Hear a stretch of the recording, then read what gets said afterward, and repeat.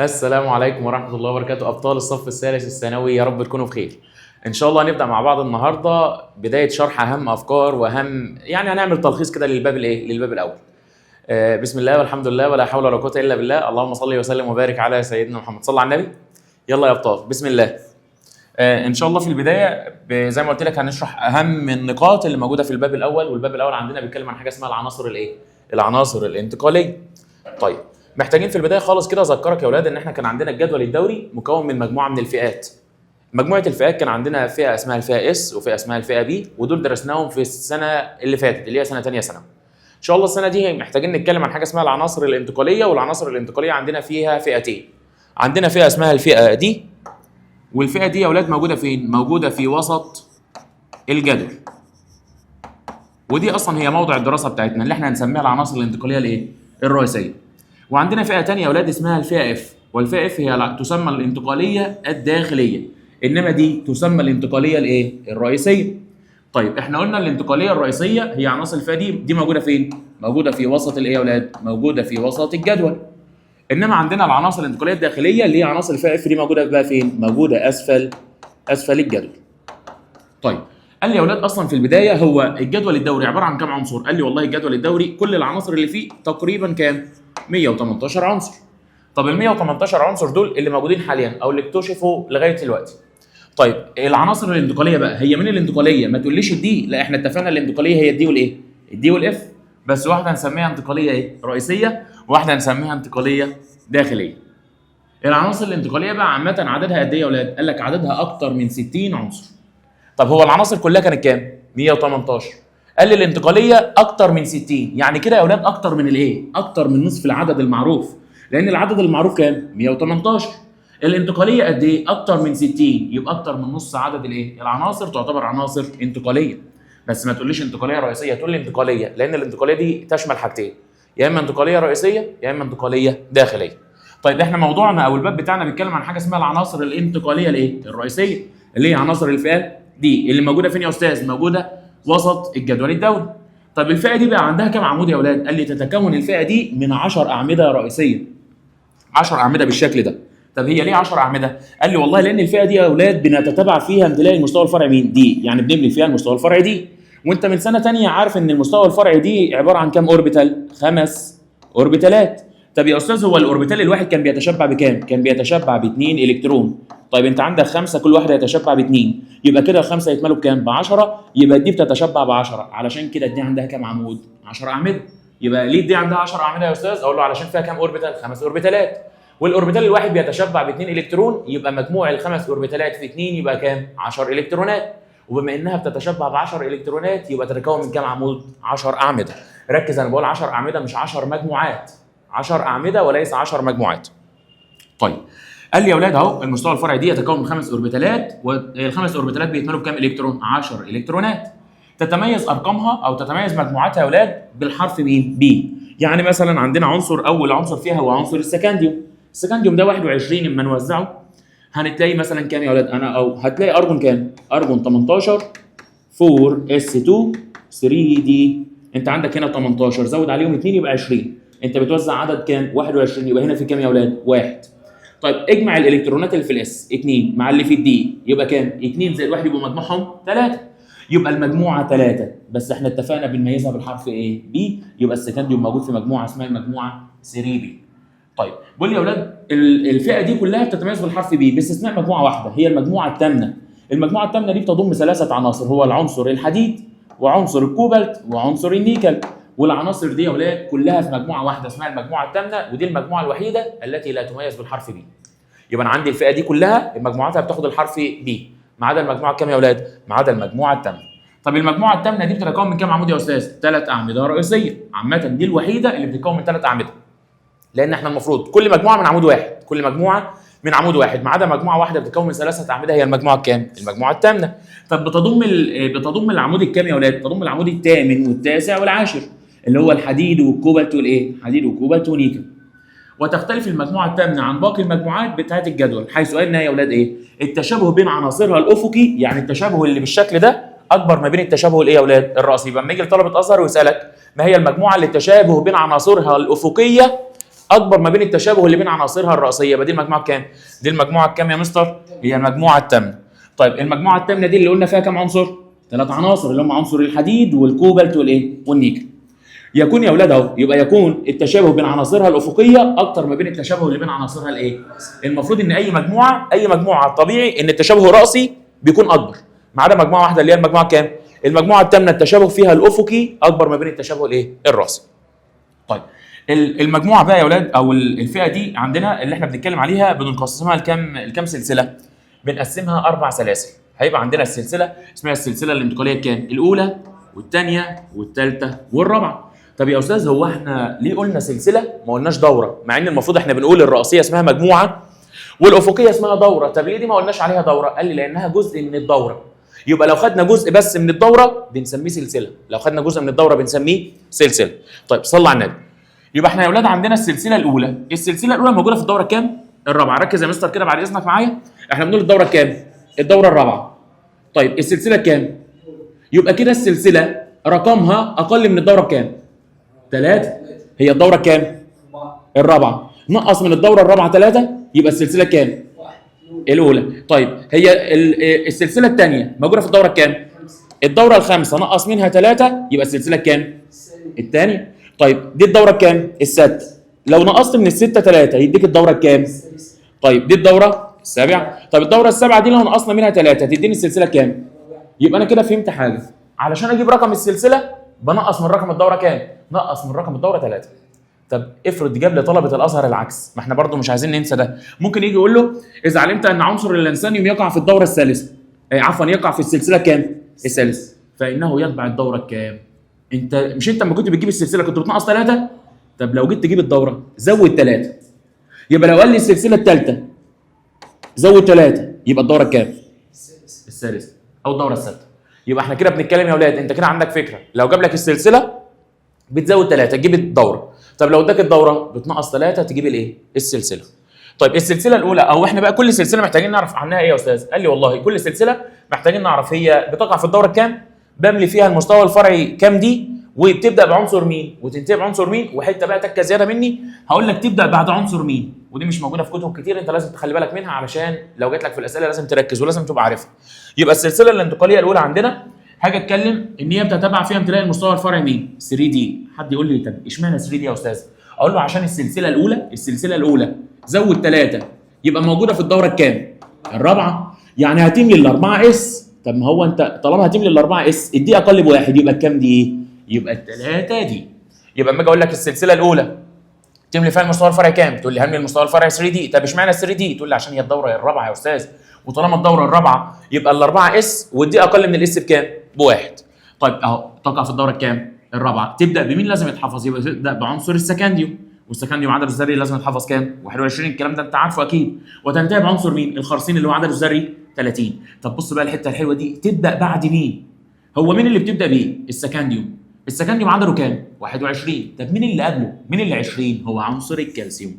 يبقى اما اجي اقول لك تبدا بمين؟ قول لي سكنديوم. طب تنتهي بمين؟ قول لي خرسين. طب اما اقول لك تبدا بعد مين؟ قول لي تبدا بعد الكالسيوم 20. طيب نخش على السلسله الكام يا اولاد؟ السلسله الثانيه. السلسله الثانيه زود 3 تبقى الدوره الكام؟ تبقى الدوره الخامسه. يتتبع. طب هي طالما الدوره الخامسه يبقى ال5 اس يبقى الكام دي؟ ناقص 1 يبقى ال4 دي. طيب ال4 دي. طيب تبدا بعنصر مين؟ لازم اكون عارف تبدا بعنصر اليوتيريوم 39 وتنتهي بعنصر الكادميوم 48. طب هي بتبدا باليوتيريوم، مين اللي قبل اليوتيريوم؟ الاسترانشيوم ده. يبقى الاسترانشيوم ده يبقى عدده الذري كام يا اولاد؟ 38 لان هي بتبدا باليوتيريوم. طب مين اللي قبله؟ الاسترانشيوم اللي هو كام؟ 38. نخش على السلسله الثالثه. السلسله الثالثه يبقى الدوره كام يا مستر؟ هنزود 3 تبقى الدوره كام؟ تبقى الدوره السادسه. طيب الدوره السادسه يبقى انا عندي 6 اس يبقى الكام دي؟ ناقص 1 يبقى ال5 او الخمسه دي. طيب تبدا بمين؟ قال لي بتبدا بعنصر اللانثانيوم 57. طب وتنتهي بعنصر الزئبق اللي هو كام؟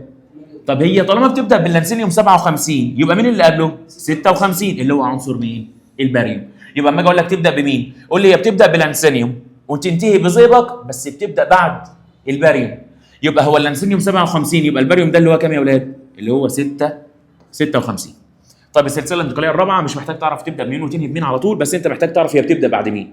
طب هي السلسله الرابعه زود 3 يبقى الدوره كام؟ السبعه. طيب هي يبقى 7 اس يبقى كام دي؟ يبقى 6 دي. اهو يبقى يتتابع فيها امتلاء المستوى الفرعي 6 دي، وتبدا بعد عنصر الراديوم، تبدا بعد الراديوم مش بتبدا بالراديوم. طيب محتاجين بقى يا اولاد نتكلم عن ايه؟ مين الاكثر واحد انتشار في السلسله ومين الاقل واحد انتشار في السلسله؟ قال لي والله الاكثر انتشار في السلسله هو العنصر المشهور جدا عندنا ويدخل في جميع الصناعات الثقيله عندنا، اي حاجه من الصناعات الثقيله عربيات ومباني لازم يكون فيها عنصر مين؟ الحديد. يبقى اكثر عناصر السلسله الانتقاليه انتشارا في القشره الارضيه كان عنصر مين يا اولاد؟ الحديد اللي هو اف اي 26.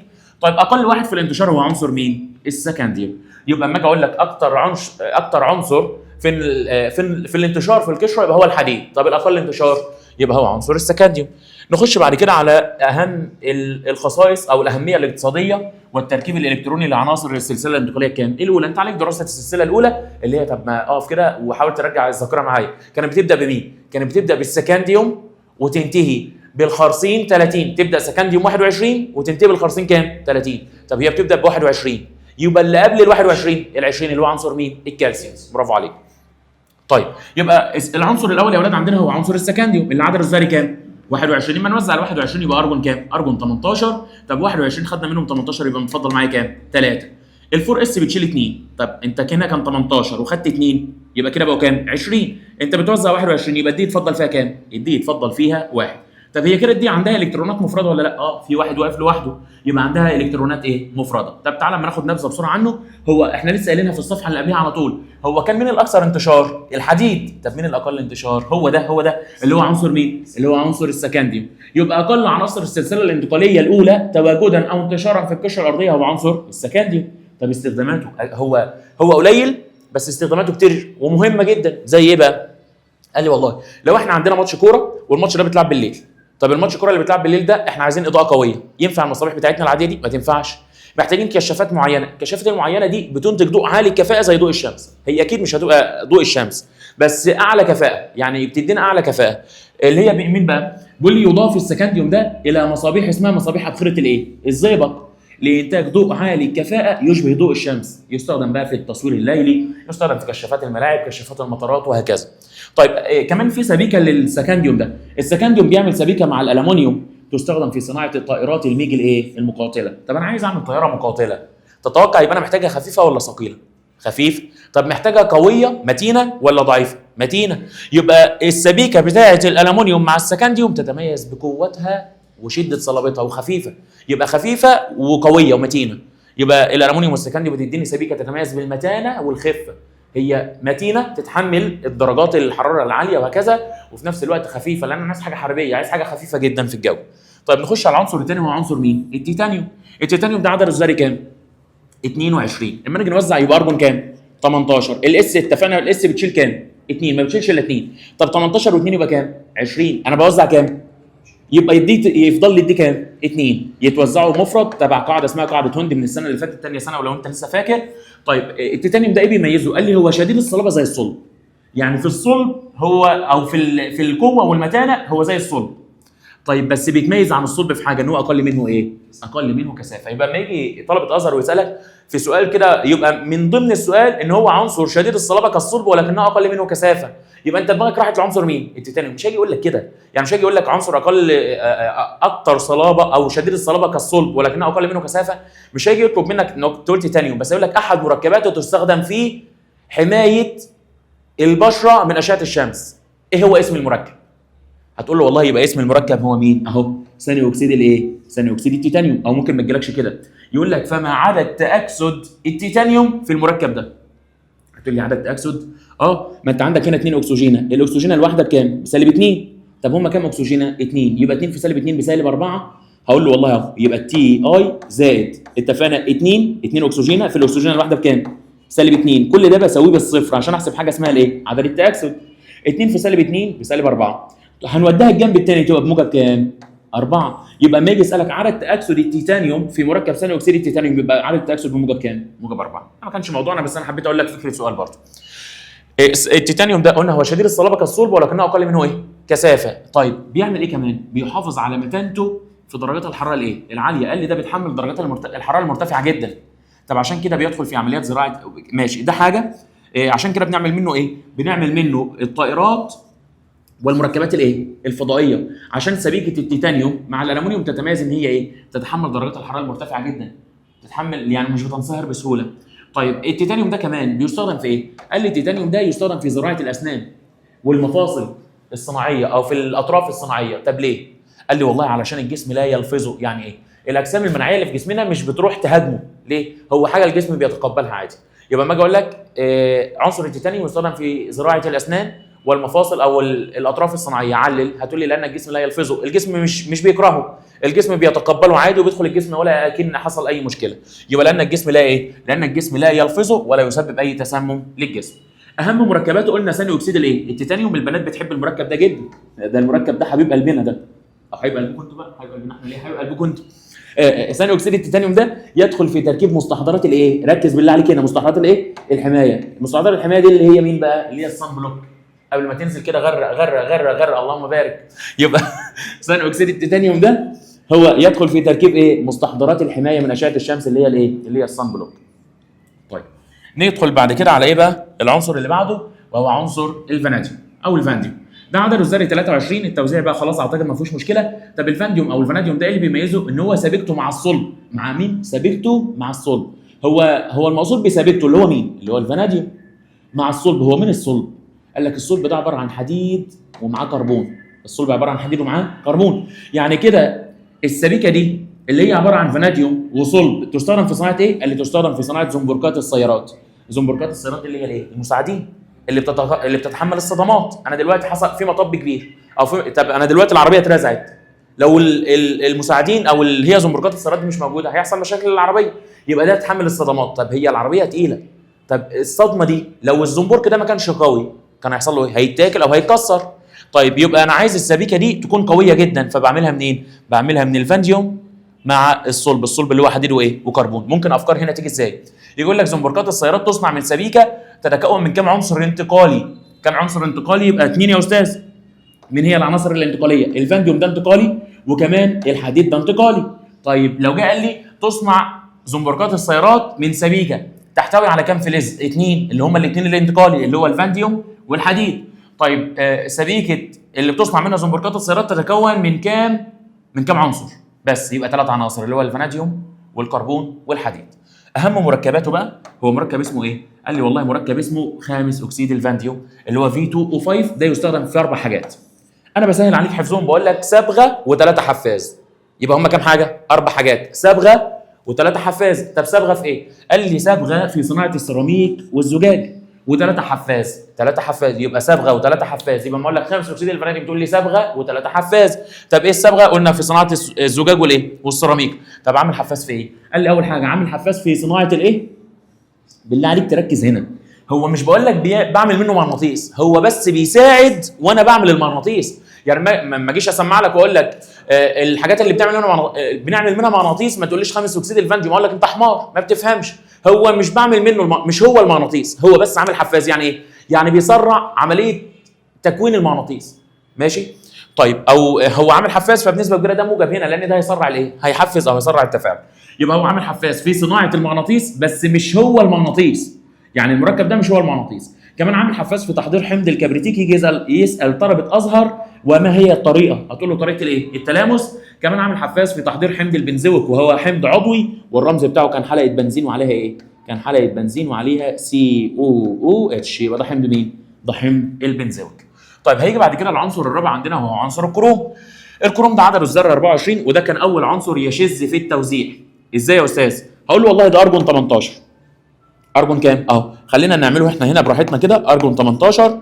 المفروض ان الطبيعي ان الفور اس اتفقنا هي بتشيلش الا كام؟ 2. طيب هم كان عدده الذري كام؟ 24. 18 يفضل 6. خدنا 2 يفضل كام؟ 4. قال لي والله بس هنا في مشكله. حالات استقرار الدي ده ليه حالات استقرار؟ اكتر حالات استقرار لما يكون الدي فيه 0 او الدي فيه 5 او الدي فيه 10. طب هو انا ممكن اوصل الدي لحاله من الحالات اللي فوق دول؟ قال لي ممكن نعمل كده. طب ممكن نعمل كده ازاي؟ قال لي ما احنا ممكن نروح للاس ونضحك عليها. وبدل ما نديها 2 نديها كام؟ 1. يبقى احنا كده سرقنا منها كام؟ 1. الواحد ده نحطه في الدي يبقى الدي اصبح عنده كام؟ 5. ودي حاله ايه؟ دي حاله استقرار. يبقى اول عنصر بيشذ في التوزيع هو عنصر مين؟ الكروم. ان الاس المفروض بتشيل 2 احنا اديناها 1 والدي خلينا فيها 5 ودي حاله من حالات الايه؟ دي حاله من حالات الاستقرار. ما تصلي على النبي يا عم، صلي على النبي كده واصحى معانا. انت نمت ولا ايه؟ طيب هو كمان يا ولاد بيتميز ان هو عنصر نشط جدا، نشط بص ما فيش بعد كده، بس ذكي. ازاي؟ قال لك والله هنفترض ان دي ذرات الكروم، دي الذرات بتاعه الكروم. قال لي الكروم ده بيعمل ايه بقى؟ الكروم ده يا مستر بيعمل ايه؟ قال لي والله هو نشط، يعني بيتفاعل مع العوامل الجويه، يعني لو جه على شويه ندى او شويه رطوبه من الهواء بيصدي ويبدا ايه؟ يتاكل. ما احنا الحديد لو بدا يصدي هيتاكل صح؟ طب العنصر ده ذكي يعمل ايه؟ قال لي والله بيضحي بجزء منه ويروح حامي نفسه، يعمل طبقه صدى كبيره كده. طيب يعمل طبقه صدى كبيره كبيره كبيره كده. طيب طبقه الصدى دي تعمل ايه؟ تخلي الحاجات اللي بره تعرف توصل له ولا ما عادش تعرف توصل له. هو كده حامي نفسه، كده بيقول للي بره مش هتعرف توصل لي. طيب الطبقه دي بنسميها طبقه غير مسميه، ما فيهاش فراغات، مش هينفع اي حاجه تدخل له تاني. طب هو كده ناصح ولا لا؟ ناصح، لان هو ضحى بجزء صغير من اللي بره بس حافظ على الايه؟ على اللي جوه. علشان كده بقى يلا يا ولاد، يبقى انا اللي كنت عايز اقوله لك هنا، كنت عايز اقول لك ايه؟ ان احنا دلوقتي لو في ناس بتتعبنا، لو في ناس بتتعب اعصابنا، لو في ناس احنا ممكن نضحي بيهم لاجل ايه؟ لاجل نفسنا احنا. يعني انا دلوقتي كون ايه؟ الجزء اللي بره ده كان ممكن يسبب ان انا كلي اتاكل، جسمي كله هيتاكل. طب انا ضحيت بالجزء اللي من بره بس حافظت على الجزء الايه؟ اللي من جوه. طب في حد مضايقني، في حد خانقني، في حد من اصحابي حاطط عليا ضغط ومخليني مش عارف اشوف نفسي كويس ومش عارف انجح ومش عارف. ايوه اللي هي العلاقات الايه؟ العلاقات السامه. ضحي يا عم، ما تضحي بالناس الوحشه دي وحافظ على نفسك. نفسك اهم ولا الناس؟ الكلام ده انا بقوله لنفسي معاك برضه، خلي بالك. منتج يا بابلو. يلا يلا. يبقى الكروم ده هو نشط ايه؟ والله ننزل فضايح. الكروم نشط كيميائيا. طيب فاحنا اتفقنا ان هو بيعمل ايه؟ بيحمي نفسه، بيعمل طبقه من الايه؟ بيعمل طبقه من الصدى. طب طبقه الصدى دي هي بيضحي بجزء من بره بس بيحافظ على ايه؟ بيحافظ على نفسه. يعني اما اجي اسالك صدى الكروم ده عنصر الكروم، الصدى بتاعه تتوقع مرغوب فيه؟ يعني حاجه احنا نحبها ولا غير مرغوب فيه؟ مرغوب فيه. ليه؟ لان هو اتاكل شويه بس حافظ على نفسه. انما الحديد بقى، الحديد لما بيصدي الصدى بيمشي فيه كله.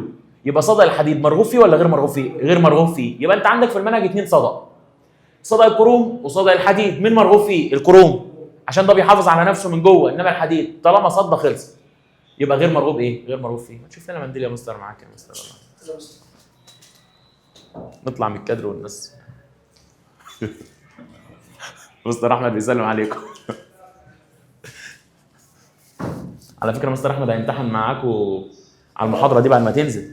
هو متابع، هو كده اخد المحاضره برايفت، يعني المحاضره تنزل، الامتحان اللي انت هتمتحنه ان شاء الله هو هيمتحن زيك. انا قلت لك اهو اللي انت مش فاهمه وقفني. لا والله ما شاء الله فاهم. لو انا قلت حاجه وانت ما فهمتهاش قول لي عيد، بس عشان لما تيجي تمتحن لو جبت درجه وحشه انت عارف ان انا صلوا على النبي. يلا يبقى الكروم قلنا نشط كيميائيا لكنه بيقوم فعل العوامل الجويه عن طريق ان هو بيعمل طبقه من الاكسيد على السطح بتاعه، بتكون طبقه غير مسميه. كمان محتاجك تلاحظ ان الطبقه اللي هو كونها من بره حجمها كانت اكبر من اللي جوه ولا اصغر؟ اكبر. يبقى حجم الجزيئات بتاعه الصدى كانت اكبر من حجم ذرات الفلز الايه؟ الاصلي. طب الكروم ده يستخدم في ايه؟ قال لي يستخدم في طلاء المعادن، بعمل به حنايه، بعمل به طلاء. كمان يستخدم في عمليه اسمها عمليه دباغه الايه؟ الجلود، اللي هي تنقيه الجلود عشان نستخدمها في التصنيع بعد كده. ليه مركبين مشهورين ومهمين جدا، مركب اسمه اكسيد الكروم الثلاثي. اكسيد الكروم الثلاثي ده يستخدم في عمل الايه؟ الاصباغ، وده صبغه لونها اخضر. يبقى اكسيد الكروم الثلاثي ده صبغه لونها ايه؟ طيب ثاني كرومات البوتاسيوم بقى ده ماده ايه؟ مؤكسده. طيب لونها ايه؟ قال لي والله بيكون لونها برتقالي، وما بيحصل لها اكسده بتتحول للون الاخضر. يبقى بص هو عنده مركبين الاثنين فيهم جزء اخضر. اكسيد الكروم هو اساسا صبغه لونها اخضر، وثاني كرومات البوتاسيوم هو ماده مؤكسده بس في الاساس لونها ايه؟ طب لو اتاكسدت تتحول لاخضر. نخش على العنصر اللي بعده وهو عنصر مين؟ المنجنيز. المنجنيز ده بقى حاجه كده اللهم بارك. قال لك المنجنيز ده عدده 25، التوزيع اعتقد ما عادش فيه مشكله، لا يستخدم في حالته الايه؟ النقيه. قال لك هو لوحده هش ضعيف. طيب اول ما يتكاتف مع حد تاني بقى قوي. يبقى دلوقتي اما اجي اقول لك المنجنيز لا يستخدم في حالته النقيه، علل. هتقول لي والله طلبه ازهر بالذات علل، خلي بالك من الكلام ده. هتقول لي لانه في الحاله النقيه بيكون ايه؟ هش ضعيف. انما اول ما يستقوى بحد تاني لا بيبقى قوي ويقدر ايه؟ يدخل في مصنعات. طب ده انت انا عايزك تلاحظ حاجه هنا، احنا قلنا هو هنا هش صح؟ بص كده اول ما يمسك في حديد يعمل سبيكه تتميز بانها اصلب من الصلب، اعمل منها خطوط السكك الايه؟ انت متخيل هو لوحده هش، ما ينفعش يعمل حاجه. طب اول ما جه حد دعمه وحد قواه وحد سنده بقى قوي جدا. فاحنا دلوقتي ما تدورش على الناس اللي تعبك، دور على الناس اللي تدعمك، الناس اللي تقف معاك، الناس اللي تساعدك. نرجع لموضوعنا، انت والله ولا بتتاثر. سبيكه الحديد والمنجنيز تستخدم في صناعه خطوط السكك الحديديه، علشان الحديد مع المنجنيز بيبقوا يكونوا سبيكه اصلب من الصلب. طيب عبوات المشروبات الغازيه، عبوات الكان والحاجات دي، الحاجات دي هي من جوه لو صدت تبقى ضاره صح؟ يبقى انا عايز اعملها من حاجه من جوه ما تصديش. طب تبقى الداخلي بتاعها ما يصديش، اما اعمله من ايه؟ قال لي اما اعمله من الالومنيوم والمنجنيز. يبقى انت كده الالومنيوم يعمل عفوا المنجنيز يعمل سبيكتين، يعمل سبيكه مع الحديد اصلب من الصلب تستخدم في صناعه خطوط السكك الحديد، مع الالومنيوم يعمل سبيكه ما بتصديش، عشان كده بعمل منها عبوات المشروبات الغازيه. المنجنيز بقى ليه 3 مركبات عندك. اول مركب اسمه ثاني اكسيد المنجنيز MnO2، يستخدم كايه؟ عامل مؤكسد او ماده مؤكسده. طيب ماده مؤكسده في ايه؟ ماده مؤكسده في العمود الجاف، حجاره الرمود اللي هو الحجر بتاعنا ده، في ماده مؤكسده اللي هي مين؟ ثاني اكسيد المنجنيز. وكمان عامل حفاز في انحلال فوق اكسيد الهيدروجين. طب فوق اكسيد الهيدروجين ده بينحل لحاجتين، للاكسجين والهيدروجين، وهحل لك عليها فكره كويسه ان شاء الله في الفتره الجايه. طيب في كمان ماده عندنا اسمها برمنجانات البوتاسيوم، احد مركبات المنجنيز اللي هو KMnO4. ده ماده ايه؟ مؤكسده. اصحى يا مستر معايا بالله عليك. احنا لسه واخدين من شويه ماده مؤكسده، كانت مين؟ ثاني كرومات البوتاسيوم، كان لونها برتقالي بتتحول للون اخضر، كانت ماده ايه؟ مؤكسده. انا بقى دلوقتي عندي برضو مركب ماده مؤكسده بس ومطهره. يبقى لما اجي اقول لك وانا بسمع لك اقول لك مؤكسده بس، تقول لي ثاني كرومات بوتاسيوم ودي ماده مؤكسده بتتحول من اللون البرتقالي للون الاخضر. طب لما اجي اسالك احد مركبات المنجنيز يستخدم كماده مؤكسده ومطهره، هتقول لي برمنجانات البوتاسيوم. برمنجانات البوتاسيوم ماده مؤكسده ومطهره، وبس دي بقى بتتحول من اللون البنفسجي الى عديم اللون. يبقى اول ما يحصل لها اكسده، هي كانت بنفسجي، اول ما يحصل لها اكسده ما عادش لون، انا بقيت عديم اللون. يبقى كده انا عندي 2 ماده مؤكسده، بس واحده بتتميز عن الثانيه ان هي مطهره. علشان كده بيقول لك ايه؟ احد مركبات المنجنيز تستخدم في التطهير او في التنظيف او في التعقيم. يبقى اللي هي مين؟ برمنجانات برمنجانات البوتاسيوم. طيب في كمان مركب بقى هقول لك هنا حته، المركب الاخير اسمه ايه؟ كبريتات المنجنيز. خد مني المعلومه الحلوه دي، كل الكبريتات تستخدم كمبيدات. كل الكبريتات تستخدم كمبيدات. انا عندي في العناصر دي 2 كبريتات المنجنيز وكبريتات النحاس. طب لما اجي اقول لك كبريتات المنجنيز تقول لي تستخدم كمبيد للفطريات. يبقى كبريتات منجنيز مبيد للفطريات. اما اروح شويه كده اقول لك كبريتات نحاس، لا هتقول لي كبريتات نحاس. كل الكبريتات احنا اتفقنا ان هي، بس المره دي هيبقى مبيد للحشرات والفطريات. يبقى لو جيت قلت لك مبيد فطريات، عندي 2 ينفعوا، كبريتات منجنيز وكبريتات نحاس. طب لو قلت لك مبيد حشري او مبيد للحشرات، ده واحد بس اللي هو كبريتات النحاس، وكمان بيستخدم في تنقيه مياه تنقيه مياه الشرب. احنا كده خلصنا اول 5 عناصر منهم، نخش على العنصر السادس. العنصر السادس وهو عنصر واحنا بنشرح المنجنيز قلنا ان المنجنيز المنجنيز لوحده كان هش.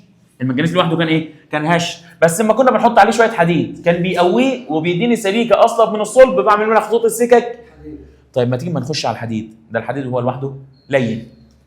لوحده لين، طب تتوقع ممكن نقويه؟ قال لي اكيد هنقدر نقويه. يبقى هو ايه يا اولاد؟ قال لي والله الحديد لين نسبيا ويسهل تشكيله، ويستخدم في ايه بقى؟ طيب هو يستخدم في ايه؟ على فكره برضو عشان كده استخداماته منفرد بتبقى قليله شويه. طيب يستخدم في ايه؟ خرسانات مسلحه، ابراج الكهرباء، السكاكين، مواسير بنادق، ادوات جراحيه. بص اقف هنا بقى بالله عليك. يستخدم في صناعه انا اتكلمت عن المغناطيس ده من شويه، بس كنا خدنا مركب بيساعد ان انا اكون المغناطيس. برافو عليك، اللهم بارك. ده احنا كده وصلنا بقى. امال ايه الشطاره دي؟ ده انا خاف على نفسي بعد كده.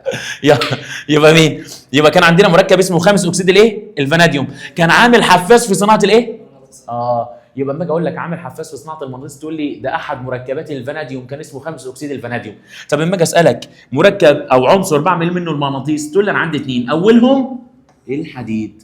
يبقى الحديد يستخدم في صناعه المغناطيس. طب عامل حفاز 5 اكسيد الفاناديوم.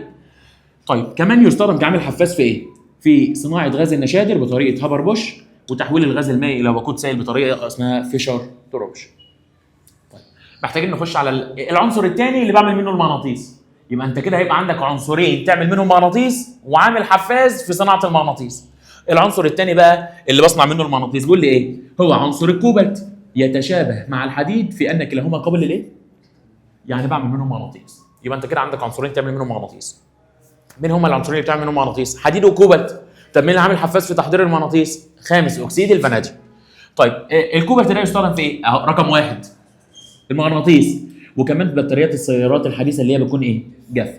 الكوبالت كمان بيتميز ان ليه كام نظير؟ 12 نظير، بالله عليك صلي على النبي.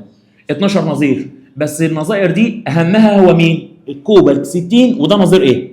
مشع، يعني بيخرج ايه؟ اشعه. من الاشعه اللي بتخرج منه؟ قال لي الاشعه اللي بتخرج منه اسمها اشعه جاما. يبقى الاشعه اللي بتخرج من الكوبالت 60 هو مين؟ جاما. طب لما اجي اسالك الكوبالت ليه كام نظير؟ 12، مين اهمهم؟ الكوبالت 60 المشع. طب يظهر عنه اشعه ايه؟ التي تستخدم في 3 حاجات. طلبه ازهر بالله عليك، بالله عليك تركز لي على ده. يبقى اشعه جاما تستخدم في اول حاجه حفظ المواد الايه؟ الغذائيه، عشان لها القدره على قتل البكتيريا والفيروسات، تقتل الجراثيم والبكتيريا. كمان استخدمها في الكشف عن جوده المنتجات. فتحت مصنع حديد كده، او انا رايح اشتري شويه حديد وعايز اتاكد ان الحديد ده من جوه ما فيهوش فراغات او ما فيهوش هواء او ما فيهوش اي حاجه، نعديه نسلط عليه اشعه ايه؟ جاما. اشعه جاما بتكشف اذا كان في عيوب ولا ما فيش عيوب، وبتكشف لي اذا كان المعدن ده فيه لحام، يعني ملحوم ولا لا ما كانش ملحوم. يبقى احنا كده خدنا جاما تستخدم في حاجتين: حفظ مواد غذائيه والتاكد من جوده المنتجات والكشف عن، عافانا الله واياكم بقى الايه؟ الاورام الخبيثه وعلاجها. تكشف عن الاورام الخبيثه وتعالجها. نخش على عنصر النيكل. النيكل عدده الذري 28، يستخدم في بطاريه النيكل ايه؟ النيكل كادميوم، وتطلى به المعادن. طلبه ازهر ويجي يقول لك علل. يستخدم النيكل في طلاء المعادن، هتقول له ليحميها من التآكل ويكسبها شكلا افضل، يعني بيحمي ويجمل. بيحمي ويجمل. يبقى بص، انت كده عندك تجميل للمعادن وفي تجميل للبني ادمين. الشاطر بقى اللي يقولها قبل ما انا اقولها. تجميل للمعادن النيكل. طب تجميل البني ادمين احنا لسه هنقولها شويه كده، هتبقى موجوده عند حبيبنا عنصر مين؟ عند عنصر الخرسين. بص كده، اكسيد الخرسين مستحضرات الايه؟ تجميل. بس انما تجميل البني ادمين بقى، انما تجميل المعادن واكسابها شكلا جماليا كان عنصر مين؟ كان عنصر النيكل. يبقى تجميل معادن ويديها شكل افضل وشكل جمالي نيكل. طب مستحضرات تجميل بني ادمين بقى، لا ده خرسين. طيب يستخدم النيكل ليه؟ المجزأ. يعني ايه مجزأ؟ يعني الجزيئات بتاعته المساحه او الجزيئات نفسها حجمها ايه؟ صغير. طيب بص يا مستر، فكر معايا في اللي هقوله ده. احنا دلوقتي لو جبنا مكعب سكر وجبنا شويه سكر مطحونين وجينا ندوب الاثنين في نفس كميه الميه، تتوقع مين يدوب اسرع؟ المطحون ولا القطع؟ المطحون. لان المطحون مساحه سطحه ايه؟ كبيره. يعني ايه مساحه سطحه كبيره؟ يعني لو جبنا شويه سكر مطحونين 10 جرام مثلا وحطيناهم على كتاب كده، هياخدوا مساحه اكبر ولا لما نحط مكعب؟ لا، المطحون هياخد مساحه اكبر. يبقى المطحون ده مساحه سطحه كبيره، واما مساحه السطح تزيد سرعه التفاعل بتزيد. يبقى ليه بستخدم النيكل المجزأ؟ اقول له لزياده مساحه الايه؟ السطح. وما بتكون مساحه سطحه كبيره سرعه التفاعل بتزيد. يبقى يستخدم النيكل الايه؟ المجزأ في هدرجه الايه؟ الزيوت. ايه هي هدرجه الزيوت بقى؟ هدرجه الزيوت هي تحويل الزيت لسمنه. حتى في علب السمنه، معظم علب السمنه النباتيه يكتب لك عليها غير، لا يكتب لك عليها غير مهدرجه بنسبه كبيره الا من رحم ربي. الكلام ده مش حقيقي. ليه؟ لان الكلام ده عشان يحصل ده بيحتاج مده كبيره جدا. طب احنا عشان نطلع كل يوم كذا كميه كبيره هنفضل نسيبها المده دي بنسبه كبيره، لازم نسرع. فنعمل ايه؟ بنسبه كبيره يعني الا من رحم ربي برضه عشان ما نظلمش الناس، بس الا من رحم ربي معظمها بيبقى مهدرجه، يعني بنحط لها عوامل ايه؟ عوامل حفازه زي عنصر النيكل. كمان النيكل ده بيستخدم مع مين؟ مع الصلب. الصلب ده الشاطر بقى اللي يقول لي من شويه انا قلت هو سبيكه من كام عنصر؟ من 2. من عنصر الحديد والكربون. يبقى سبيكه الصلب او الصلب عامه، هو الصلب ده سبيكه. حتى احنا الصلب ده، طب الصلب الاقوى ولا الحديد؟ الصلب. يبقى احنا بنبقى عايزين مثلا نسمر في حته جامده ولا حاجه، بنقول لها عايزين مسامير ايه؟ صلب. طيب هو الصلب عباره عن حديد وضفت عليه كربون. يبقى انا كده ممكن اسال سؤال، هي اما بعمل سبيكه الخواص بتتحسن ولا بتقل؟ بتتحسن. ده انا الحديد لوحده كان اما اجي ممكن اسمره ولا حاجه كان لين، انما حاطين عليه شويه كربون اصبح الصلب. يعني القوه بتاعته ايه؟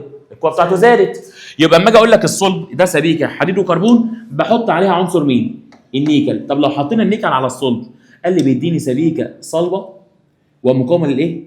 للصدأ، ما بتصديش، ومقاومه للاحماض. وبالله عليك تركز لي على دي، بالله عليك ركز على دي، مهمه جدا. اما اجي اقول لك سبيكه تستخدم في حفظ الاحماض القويه مثل حمض فلوريد الهيدروجين، من اقوى الاحماض المعروفه فلوريد الهيدروجين. مين هي السبيكه اللي بتستخدم في ده؟ هتقول لي سبيكه النيكل مع الصلب، والصلب هو حديد وايه؟ وكربون. يبقى لما اجي اقول لك ما هي العناصر التي تستخدم في سبيكه يتم فيها حفظ الاحماض القويه، هتقول لي هم 3 عناصر، هم عنصر النيكل وعنصر الحديد وعنصر الكربون. كم منهم فلز؟ 2. كم منهم لا فلز؟ 1. طيب كمان بعمل منه ايه؟ النيكل كروم بقى، سبيكه النيكل كروم سمعناها كتير، نيكل كروم نيكل كروم، ملفات الايه؟ ملفات لسه بتستخدم في صناعه ملفات الايه؟ تسخين اللي بنحطها في الافران الكهربيه والميكروويف والحاجات دي. طب هي في الوقت ده اصلا الملفات دي بتبقى سخنه لدرجه ان هي محمره، يبقى سبيكه الكروم مع النيكل مقاومه للتآكل حتى وهي مسخنه لدرجه الايه؟ يعني هي اصلا هي السبيكه دي هي اللي بتكون في الفرن، هي اللي سخنه، هي اللي مولعه. طيب هي ليه مش بتنصهر؟ قال لي عشان هي بتقاوم التآكل حتى وهي مسخنه لدرجه الايه؟ الاحمرار. كده احنا خلصنا العنصر الثامن، نخش على العنصرين الاخر بقى، وهم عنصر مين ومين؟ عنصر النحاس وعنصر الخرسين. مع ان احنا الخرسين خدنا منه حته، استخدم في مستحضرات الايه؟ التجميل. طيب ايه النحاس بقى؟ عدد الذري 29. انا خدت من شويه عنصر كان شاذ في التوزيع، الشاطر يفتكر معايا الكروم ده الكروم ده كان كام؟ 24. لما جينا نوزع قلنا ارجون 18، الفور اس كانت بتاخد المفروض كام؟ وال3 دي يفضل لها 4، احنا ضحكنا عليها واديناها 1 وخدنا منها 1 بقى كام؟ بقى 5، عشان دي حاله ايه؟ استقرار. الدي وهو عنده 5 ده انا باشا، انا ما عنديش مشكله، ممكن ابقى باشا وانا عندي 0 ما عنديش، يعني مش معايا حاجه، او كان عندي 5 او كان عندي 10، دي حالات الاستقرار. طيب النحاس بقى، النحاس سي يو 29. تيجي نوزع، اول حاجه بنبدا بي ارجون كام؟ ارجون 18. طيب انا كان عندي 29 خدت منهم 18، اتفضل كام؟ 11. يجي بعد كده الفور ايه؟ 4 اس، الفور اس دي بتشيل كام؟ المفروض هي بتاخد 2. ال3 دي كان 11 خدنا منهم 2، يفضل لي هنا كام؟ 9. افتكر بقى معايا، انا قلت حالات الاستقرار كام حاله؟ 3 0 5. طيب هو هنا كام؟ 9. ممكن اوصلها للاستقرار؟ ما تيجي نعمل عمليه نصب. نعمل ايه؟ ناخد 1 من هنخلي الاس معاه كام؟ 1 بس، وندي للدي كام؟ 1 10. مش احنا هم كانوا 9؟ احنا كده خدنا 1 10. بقت 10، يبقى كده بقت حاله ايه؟ حالة استقرار. يبقى احنا كده عندي عنصرين شاذين في التوزيع، الكروم والنحاس. يبقى لما يقول لك عنصرين شاذين في التوزيع هم مين ومين؟ الكروم والنحاس. طب عنصر شاذ في التوزيع ويصبح المستوى الفرعي دي في 5، كروم. طب عنصر شاذ في التوزيع ويصبح المستوى الفرعي دي في 10، ممتلئ، يبقى النحاس. النحاس هو اول فلز عرفه الايه؟ اول فلز عرفه الانسان، عشان كده ماشي، او مش عشان كده، يعني احنا هو اهم العناصر اللي بنعمل منها الكابلات الايه؟ الكهربائيه، الاسلاك، عشان هو موصل جيد للكهرباء، هو فلز، والفلزات من الموصلات الجيده، وكمان سعره مش عالي قوي. بس كنت قلت لك هنا معلومه ان هو مش اعلى واحد بيوصل على فكره، يعني اعلى عنصر في التوصيل هو الماس. الماس اعلى حاجه، ثم الفضه توصيلها اعلى من النحاس. طب ممكن تفكر مع ايوه هي حلوه دي، سعرها ايه؟ غالي. يبقى ليه بنعمل الاسلاك من النحاس مش من الفضه مثلا؟ لان النحاس سعره على القد، هو مش على القد قوي برضه صراحه يعني، بس لما اجي اقارنه بالفضه ارخص من الفضه. طيب الفضه بنجيبها بالايه؟ بالجرام، انما النحاس بالكيلو. يبقى انت اما اجي اقول لك ليه نحاس وليه مش فضه، انت العقل يشتغل، مش محتاج تفكر. تروح تجيب فضه بيقول لك والله كام جرام، انما بتجيب النحاس كام كيلو. طيب صناعه الكابلات الكهربيه والعملات المعدنيه. العمله اللي عندنا النص جنيه، الجنيه في الحته الصفراء اللي في النص دي عباره عن ايه؟ عن نحاس. واحد يقول لك خلاص انا لقيت مشروع احلامي، تتوقع هيعمل ايه؟ فك النحاس. هيجيب الجنيهات وهيعمل ايه؟ وهيطلع من جواها الحته الصفراء النحاس، ويفضل يلم جنيهات ويطلع نحاس، وبعدين يروح يعمل ايه؟ يبيع النحاس. فربنا يكرمه ان شاء الله وهيكسب، ده مشروع ده، خلي بالك. احنا مالناش دعوه، انا بهزر. لا يدوروا عليا ولا حاجه، صح؟ يلا كمان النحاس ده بيعمل سبيكه مع الايه؟ مع القصدير، تعرف باسم الايه؟ برونز. يلا قول لي بقى احنا معانا كام برونز؟ الاهلي بقى معانا كام برونز؟ ازعل منك 3. لان احنا خدنا في كاس العالم كام مركز؟ المركز الثالث كام مره؟ 3 مرات. ربنا يوعدك يا اللي في بالي. مش هتشوفها برضه. كبريتات الايه؟ النحاس. بالله عليك اقف كده، انا قلت لك من شويه كل الكبريتات تستخدم كايه؟ مبيدات. كان كبريتات المنجنيز، كان مبيد للايه؟ للمبيد للفطريات. بص معايا هنا، كبريتات النحاس مبيد حشري وفطريات، وكمان بنقي بيه مياه الشرب، بستخدمه ان انا انقي الميه بتاعه الشرب. عندنا محلول يسمى محلول الفيهلينج، ده يستخدم في الكشف عن سكر الجلوكوز، زي السكر اللي في البول مثلا، يعني واحد عنده سكر فناخد عينه من البول ونعمل لها ايه؟ تحليل، بنحط عليها محلول فيهلينج، ده بيكشف عن سكر الايه؟ الجلوكوز. اخر عنصر عندنا ونبقى خلصنا الاستخدامات، يبقى لسنا شويه خواص بس، حاجه بسيطه كده النهارده ان شاء الله. النهارده عشان ما تقلش عليك الدنيا كده، هاخد لك نص الباب الاول اللي احنا شرحناه عندنا في المحاضره الكام؟ في المحاضره الاولى. يبقى انا شرحت لك المحاضره الاولى عندي، وبعملها لك فيديو تاني عشان لو واقف عليك حاجه تراجعها تاني. وحضرتك ان شاء الله معاك واجب، الواجب ده انت هتحله وانا هاجي اشوفه منك في المحاضره اللي بعديها ان شاء الله. وفي نفس الوقت هنعمل لك فيديو بقى في حل الواجب ان شاء الله يعني باذن الله. يبقى عندنا العنصر الاخير هو مين يا مستر؟ 50 عدده الذري كام؟ 30 افتكر بقى معايا، هي السلسله الاولى كانت بتبدا بعنصر عدده كام؟ 21 اللي هو كان السكنديوم، وكانت تنتهي بالخرسين كام؟ 30. طيب هي بتبدا بالسكنديوم 21 يبقى بتبدا بعد مين؟ ايوه برافو، الصلاه على النبي، اللهم بارك اللهم بارك، سافه بدل سافه كبير. يبقى هي بتبدا بعد الكالسيوم 20 بس بتبدا بالسكنديوم 21 وتنتهي بالخرسين. احنا وصلنا للنهايه هو الخرسين 30. ده يستخدم في جلفنه الايه؟ فلزات، بنحمي بيه الفلزات. يعني عندنا مثلا اي معدن نحطه عليه عشان نحميه، يبقى يستخدم في الجلفنه اللي هي الحمايه من التاكل والصدأ. اهم مركبات اكسيد الايه؟ الخرسين. البنات بتحب ده بقى. طب انت عارف هم يمكن بيحبوا ده عن اللي فوق. كان عندنا واحد فوق اسمه ثاني اكسيد التيتانيوم، كان مستحضر ايه؟ تجميل برضه. لا مش تجميل، حمايه. كان آه، بيحمي الصن الصن بلوك، كان بيحمي. أيوة. انما ده مستحضر تجميل ده بقى انتوا عارفين بقى الاسامي بصراحه، مش هقول الاسامي عشان ما اغلطش. هايلايت. يبقى اكسيد الخرسين يستخدم في صناعه الايه؟ الدهانات. بص انا عايزك تاخد بالك من حاجه. دهانات مش قصدنا حاجه عشان بس تزعل مننا، خلي بالك. يبقى يستخدم في صناعه الايه؟ الدهانات والمطاط ومستحضرات الايه؟ التجميل. يبقى حضرتك كده خدت معايا 2 مستحضر النهارده.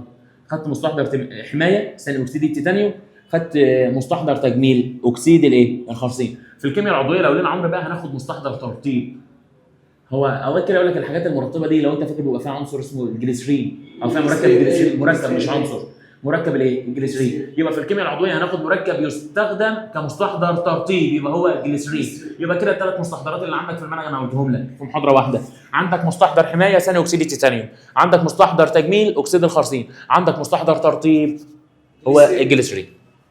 طيب اخر مركب من مركبات الخرسين اسمه كبريتيد الخرسين، يستخدم في حاجتين: الطلاقات المضيئه، او ممكن تلاقي في حاجات كده الاضاءه بتنور، ده بيبقى ايوه ده بيبقى فيها ايه؟ اللي هي الحاجات اللي فيها فوسفور او هكذا، بيبقى فيها مركبات كبريتيد الايه؟ دي بتستخدم في الطلاقات المضيئه وشاشات الاشعه الايه؟ السينيه اللي هي بنصور بيها الكسور اللي هي الاشعه. طيب احنا كده خلصنا الاستخدامات. عندي بس شويه ملاحظات هامه على اللي انا قلته ده. يلاحظ من التركيب الالكتروني لعناصر السلسله الاولى يتتابع في امتلاء الاوربيتالات الايه؟ الخمسه للمستوى الفرعي كام؟ 3 دي بالالكترونات، بتكون الاول ايه؟ مفرده، بس بيبدا يحصل ازدواج بعد عنصر مين؟ المنجنيز. يعني المنجنيز كانت دي فيها 5 كلهم كانوا مفرد، يجي بعد المنجنيز الحديد اول عنصر في السلسله يبدا يظهر في ازدواج. بص يا مستر، يعني برضه عشان حبايبنا هنا ركزوا معايا.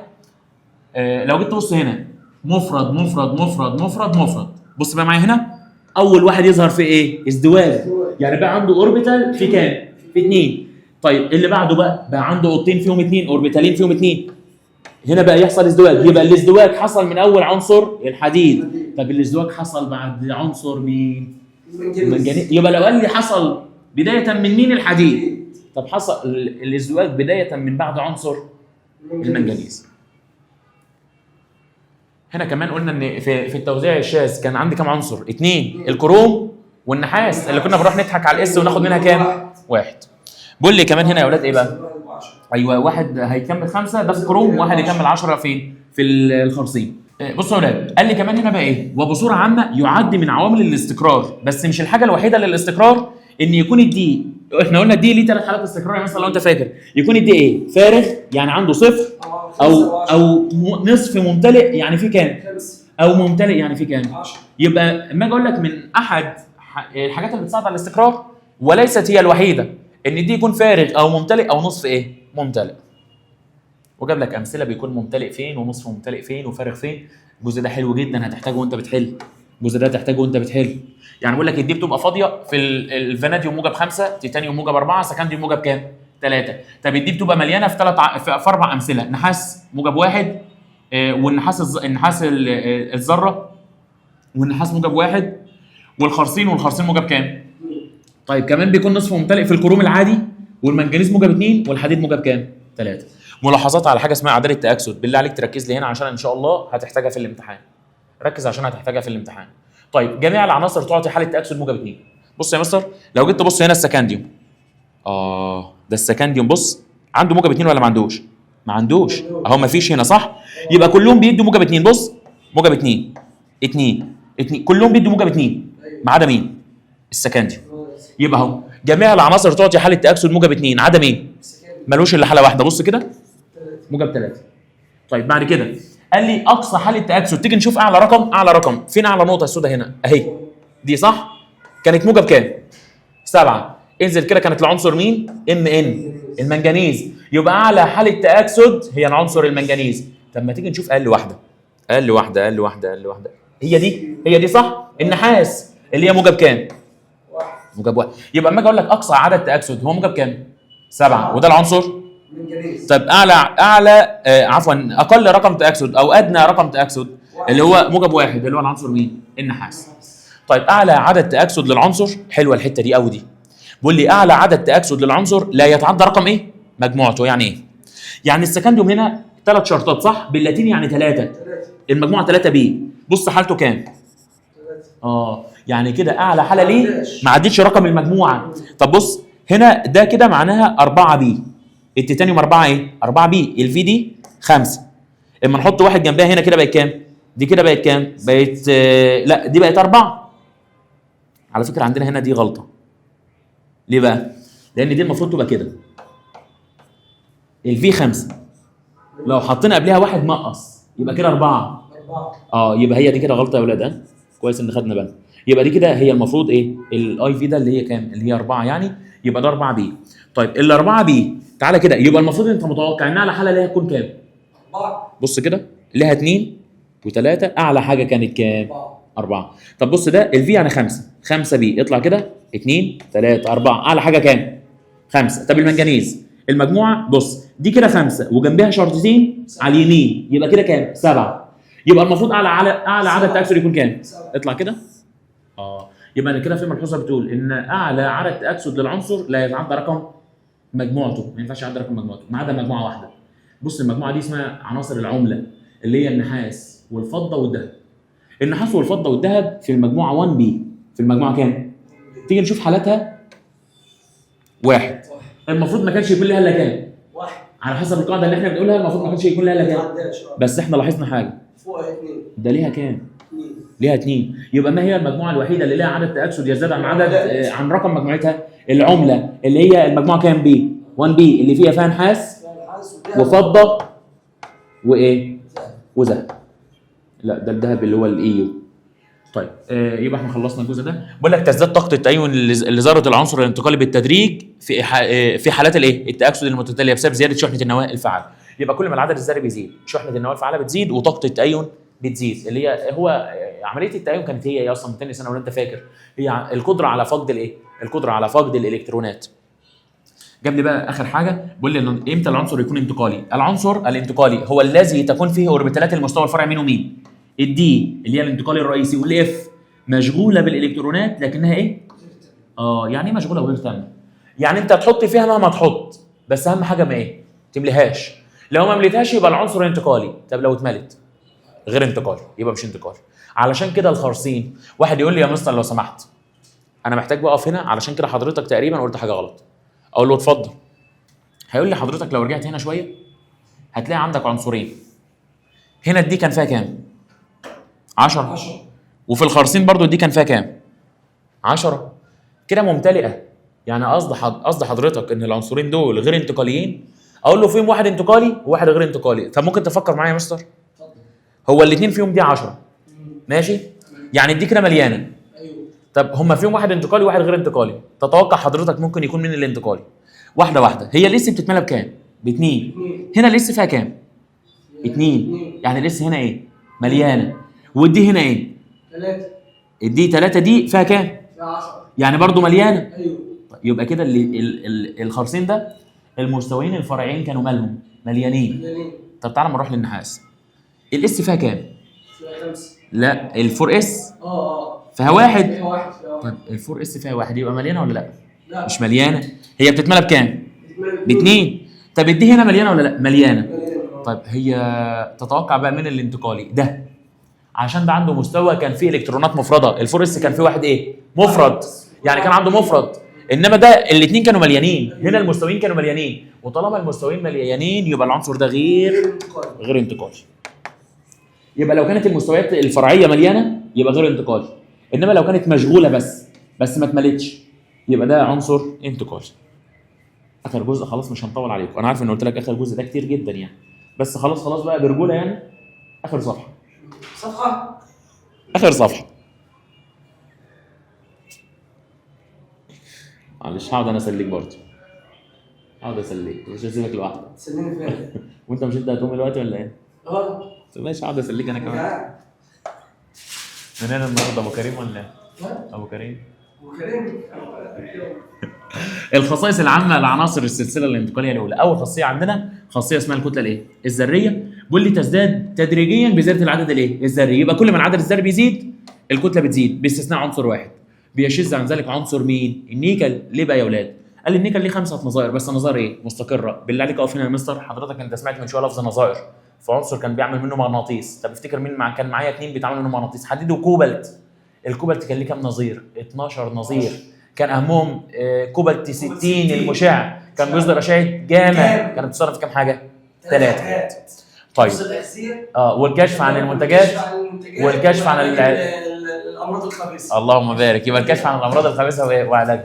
انت كنت علمي بقى وبتضحك علينا صح؟ انت شكلك كنت علمي. قسما بالله فهمت. انت كنت علمي اخويا التوب والله. حبيب قلبي. انت كنت علمي وبتشتغل لا صح؟ يلا يبقى بيشذ عن ذلك عنصر مين؟ النيكل. عشان ليه كام نظير؟ 5.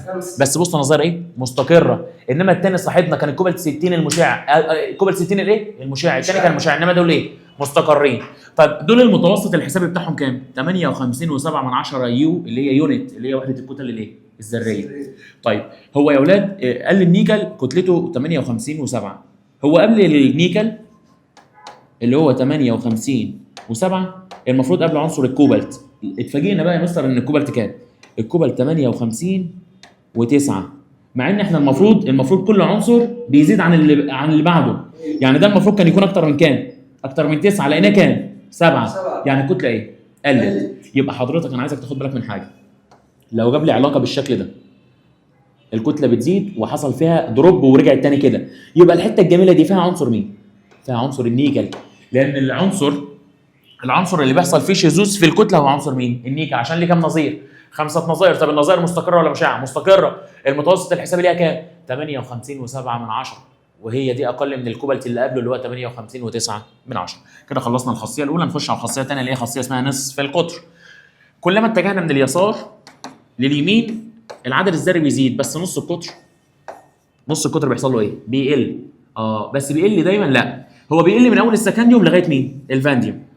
من اول الكروم لغايه النحاس بيحصل فيه حاجه اسمها ايه؟ ثبات. يعني تقريبا تلاقي نص القطر كده ايه؟ تقريبا بيكون ثابت يعني. طيب الثبات ده اكيد بيرجع لحاجه. مستر بعد اذنك ركز معايا كده. لو جينا احنا الاثنين نلعب شد الحبل، جبنا حبل وجينا نشد فيه، وحضرتك شديت بقوه 50 نيوتن وانا شديت بقوه 50 نيوتن، تتوقع حد فينا يسحب الثاني؟ لا. انا شديت ب 50 وانت ب 50 صح؟ يعني لو جينا نجيب المحصله هيبقى المحصله بصفر. انت 50 وانا 50، مفيش حد هيقدر يكسب الثاني.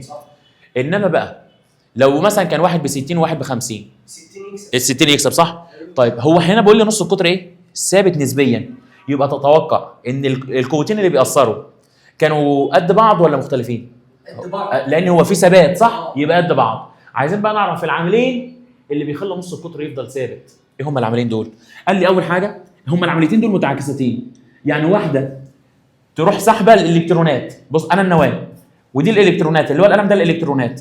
النواه اما شحنتها الفعاله بتزيد، هي الشحنه الفعاله امتى بتزيد؟ اما العدد الذري بيزيد. يبقى اما العدد الذري بيزيد شحنه النواه الفعاله بتزيد. يعني شحنه النواه الفعاله دي اللي هي قوتها بتزيد. طب لما قوتها بتزيد تعمل ايه في الالكترون؟ تسحبه. بص نص القطر كان قد ايه؟ بص كده اما سحبت نص القطر ايه؟ قل. يبقى اول حاجه بتقلل نص القطر هي شحنه النواه الايه؟ الفعاله. اما العدد الذري بيزيد الشحنه الفعاله بتزيد فنص القطر بيقل. طيب ده حلو. يبقى انا كده خدت العامل الاول اللي عمل ايه في نص القطر؟ قلل نص القطر. بس حضرتك يا مستر قايل ان نص القطر بيحصل فيه ثبات. طب ده العامل الاول، يبقى اكيد في عامل، والعامل الثاني هيعمل ايه في نص القطر؟ هيزوده. مش ده كان بيقلل نص القطر، يبقى الثاني هيزود نص القطر. ايوه ما هم عكس بعض، هم العاملين متعاكسين. ايه بقى؟ قال لك هو انت قلت لي كلما اتجهنا من اليسار لليمين المفروض ان العدد الذري بايه؟ بيزيد. طب هو ما العدد الذري بيزيد، هو العدد الذري ده هو عدد الالكترونات او البروتونات. طيب خلينا في الالكترونات. هي الالكترونات شحنتها ايه؟ سالبه. طب هو انا مقرب سالب من سالب ويزيدوا يحصل بينهم ايه؟ تنافر، يبعدوا عن بعض.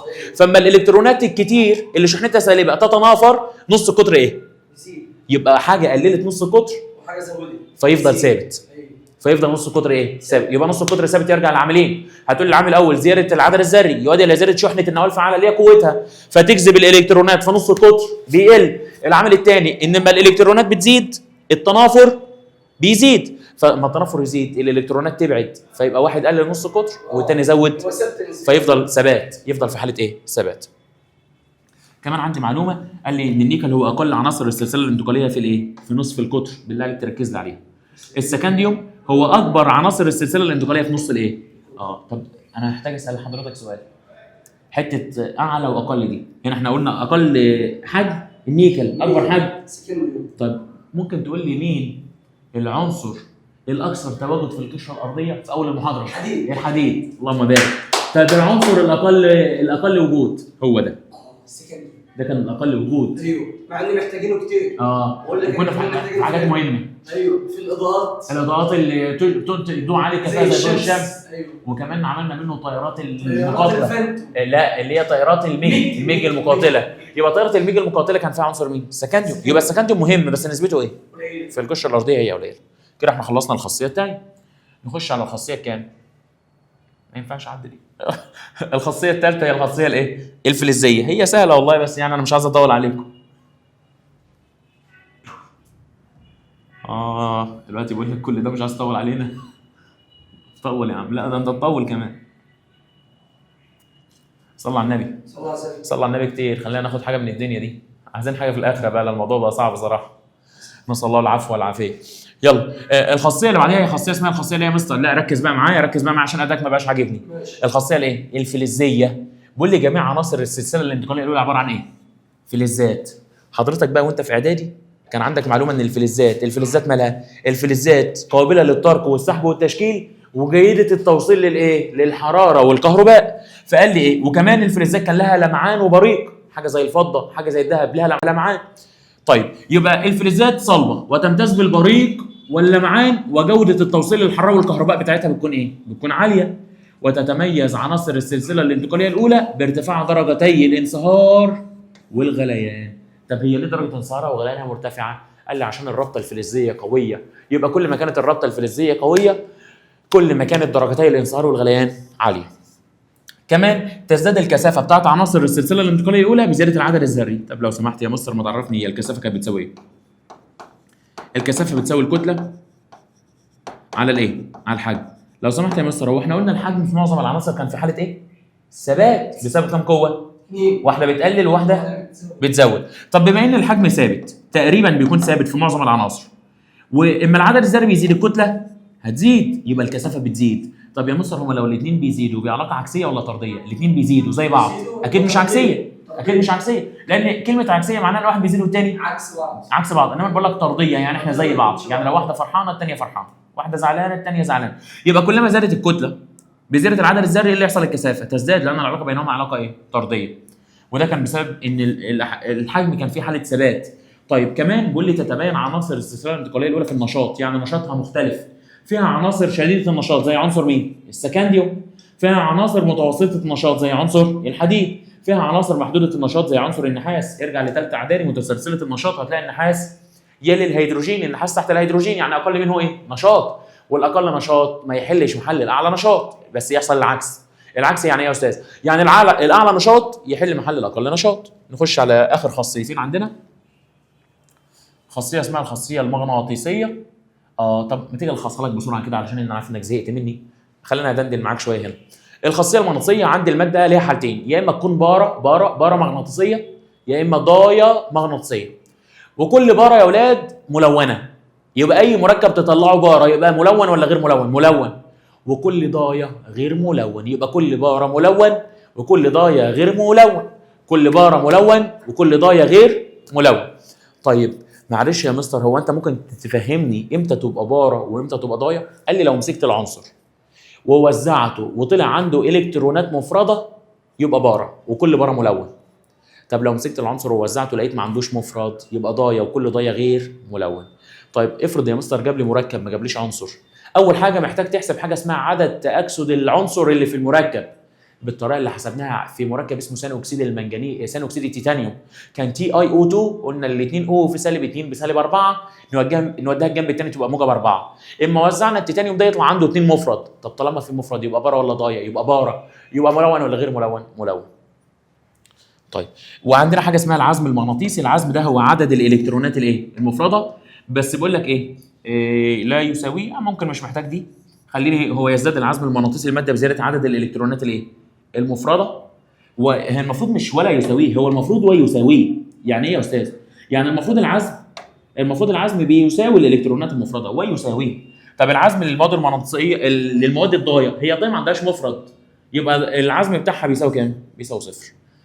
اخر خاصيه عندنا هي خاصيه اسمها ايه يا اولاد؟ النشاط الحفزي. بيقول لي تعتبر الفلزات الانتقاليه عوامل حفز مثاليه. ليه بقى؟ علل، بالذات طلبه ازهر تركز على ده. علل، اقول له الاشتراك الكترونات المستويين 4s و3d في تكوين الروابط بين الجزيئات المتفاعله وذرات سطح الفلز. طب وطالما يا اولاد الروابط مشارك فيها مستويين، ده يؤدي الى ايه؟ مما يؤدي الى اضعاف الرابطه بين ذرات الجزيئات المتفاعله وزياده تركيز المتفاعلات، فتقل طاقه التنشيط، واما طاقه التنشيط بتقل سرعه التفاعل بتزيد. ما هو اصلا كان من خصائص العامل الحفاز ان هو يقلل طاقه التنشيط عشان يزود الايه؟ السرعه. يبقى اما اجي اقول لك ليه العناصر الانتقاليه تعتبر حفز مثاليه، هتقول لي الاشتراك الكترونات ال 4s و 3d في تكوينها مما يؤدي الى اضعاف الروابط، والروابط بتضعف، طاقه التنشيط بتقل، وما طاقه التنشيط بتقل سرعه التفاعل بتزيد. عندي بقى امثله على العوامل الحفازه اللي عندك: ثاني اكسيد المنجنيز عامل حفاز في تفاعل انحلال في اكسيد الهيدروجين لاكسجين وهيدروجين. نيكل كان مجزأ عشان مساحه سطحه تبقى كبيره ويزود السرعه في عمليه هدرجه الايه؟ الزيوت. الحديد المجزأ في تحضير النشاده بطريقه هابر بوش وتحويل الغاز المائي الى وقود سائل بطريقه مين؟ عمنا فيشر وتروبش. طيب اخر مركب كان عندنا في العوامل الحفازه دي اللي هو 5 اكسيد الايه؟ 5 اكسيد الفاناديوم، ده يستخدم في تحضير حمض الكبريتيك، كانت بطريقه قلت لك طريقه الايه؟ التلامس، وفي تحضير حمض البنزويك اللي هو حمض عضوي. ودلوقتي يا بطل زي ما انا ما قدرتش اقف اكمل لك الباب كامل، فانت المفروض لو وصلت لغايه هنا فانت محتاج تفصل شويه، ترتاح، تاكل لقمه، شويه شاي، شويه قهوه، اي حاجه، وترجع بقى تكمل معايا نص الباب الثاني. صلى على النبي. هنبدا بقى عندنا نص الباب الثاني بنتكلم عن حاجه اسمها خامات الحديد. طب هي خامات الحديد يا استاذ كانت ايه؟ قال لي والله خامات الحديد كان الخام الاول عندنا هو خام الهيماتايت. الهيماتايت ده اللي هو اكسيد الحديد الكام؟ هو اكسيد الحديد الثلاثي. طيب بيتميز ان هو سهل في عمليه الايه؟ سهل الاختزال، ونسبه الحديد فيه كانت من كام؟ من 50 ل 60%. الخام الثاني عندنا كان خام الليمونايت، والليمونايت برضه سهل في الاختزال، ونسبه الحديد فيه من كام؟ من 20 ل 60%. هو الليمونايت يا استاذ عباره عن ايه؟ الليمونايت عباره عن هيماتايت متهدرت. يعني ايه متهدرت؟ يعني ايه متهدرت؟ يعني موجود مع ميه او يحتوي على نسبه من الميه. يبقى الهيماتايت لو يحتوي على نسبه من الميه او عينه من الميه يتسمى خام تاني، ده خام جديد اسمه خام الايه؟ الليمونايت. طيب الخام الثالث عندنا المغناطيت ويسمى المغناطيسي، عشان كده له خواص ايه؟ مغناطيسيه، وده الاكثر تواجد لنسبه الحديد فيه. نسبه الحديد فيه من كام لكام؟ من 45 ل 70%.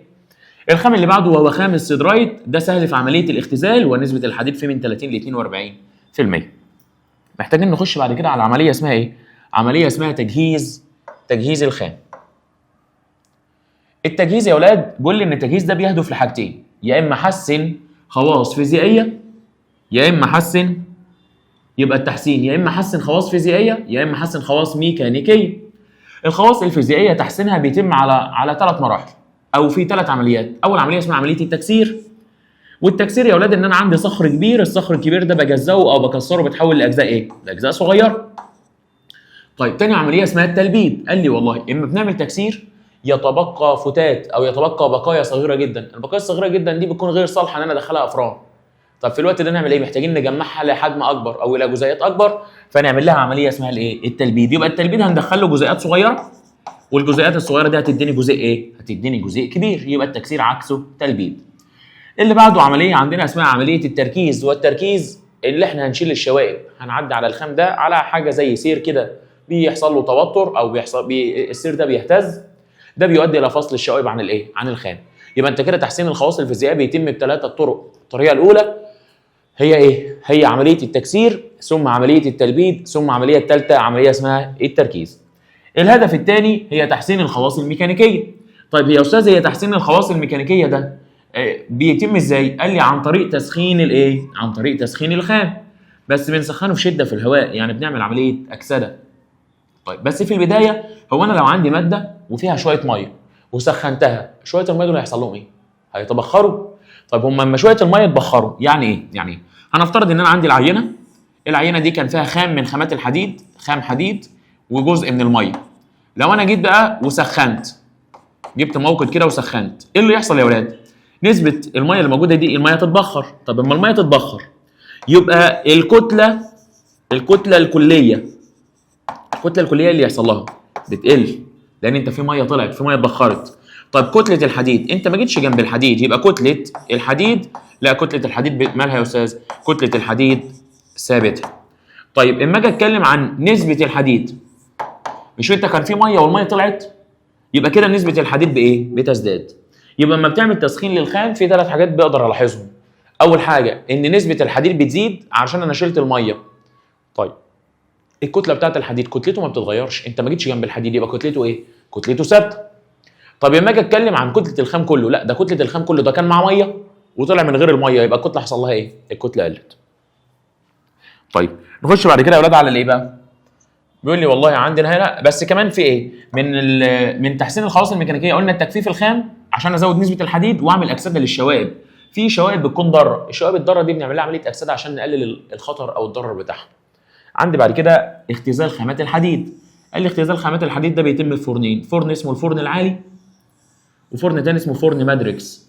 الفرن العالي ده كان مين العامل المختزل فيه يا استاذ؟ اول اكسيد الكربون. طب الفرن المادريكس الغاز المائي، الغاز المائي اللي هو خليط من غاز الهيدروجين وغاز اول اكسيد الكربون.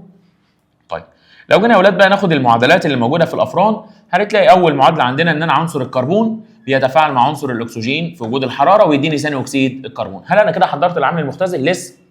العامل المختزل هو خليط، او عفوا العامل المختزل هنا هو اول اكسيد الايه؟ الكربون. انا معايا ثاني اكسيد، يبقى هفعله مع زياده من فحم الكوك او زياده من الكربون واسخن، فبدل ما كان CO2 فهدفعله مع كربون يديني 2 من اول اكسيد الايه؟ 2 من اول اكسيد الكربون. انت كده حضرت الايه؟ انت كده حضرت العامل المختزل. هدفعله مع خام الهيماتايت اللي هو اكسيد الحديد الكام يا اولاد؟ اكسيد الحديد الثلاثي. يبقى اكسيد الحديد الثلاثي لما نفعله مع اول اكسيد الكربون عند درجه اعلى من كام؟ عند درجه اعلى من 700 800 900 750، اهم حاجه اعلى من كام؟ من 700، يديني عنصر الحديد. حد يقول لي طب هي هنا ليه 2 حديد يا استاذ؟ اقول له علشان Fe2 الحديد دخل 2. طيب اول اكسيد الكربون بيحصل له اكسده او بيتاكسد، بتحول لمين؟ لثاني اكسيد الكربون. وكده انت خلصت الفرن العالي. يبقى الفرن العالي لما اجي اسالك شويه اسئله هتقول لي ببدا بالكربون افعله مع الاكسجين يديني ثاني اكسيد. ثاني اكسيد الكربون ده بفعله مع كربون تاني ويديني 2 اول اكسيد. باخد الهيماتايت اللي هو اكسيد الحديد الكام؟ اكسيد الحديد الثلاثي، بفعله مع اول اكسيد الكربون اللي هو CO، بس بدخل كام CO؟ 3. طب بدخل كام هيماتايت؟ 1 هيماتايت. 1 هيماتايت مع 3 اول اكسيد الكربون. اول اكسيد الكربون بيتحول يبقى ثاني اكسيد الكربون و3 برضه. انما الحديد بدل ما كان هيماتايت حضرت الحديد اللي انت عايزه اصلا، اللي انت مدخل الفرن الخام عشان تحضر منه الحديد. طيب فرن مادريكس بقى قلنا بواسطه الغاز الايه يا اولاد؟ المائي. ازاي نحضر الغاز المائي؟ قال لي بنجيب الميثان، بنجيب منه 2 مول نفعله مع ثاني اكسيد الكربون والميه واسخن. ثاني اكسيد الكربون يتحول يبقى اول اكسيد الكربون، الميه تتحول تبقى غاز الهيدروجين. طيب وفي الاخر انا كده حضرت مين؟ انا كده حضرت الغاز المائي. طيب الغاز المائي بقى هفعله مع برضه الهيماتايت. الهيماتايت ده دخل منه كام مول؟ 2 مول من الهيماتايت. هدفعله مع مين؟ مع 3 ثاني اول اكسيد الكربون و3 هيدروجين عشان يديني حديد وثاني اكسيد كربون وميه. حد يقول لي والله يا استاذ بصراحه يعني انا تهت منك وحاسس نفسي ما بقتش فاهم اللي انت عملته. اقول له ولا يهمك، احنا بص احنا معاك كده لغايه لما تقول لنا كفايه. تقول لي انا بص انا زهقت من كتر ما انت عمال بتعيد. والله العظيم يعني. ماشي، هنيجي بعد كده الخصها لك بسرعه كده. يبقى انا عندي فرن اسمه الفرن الايه؟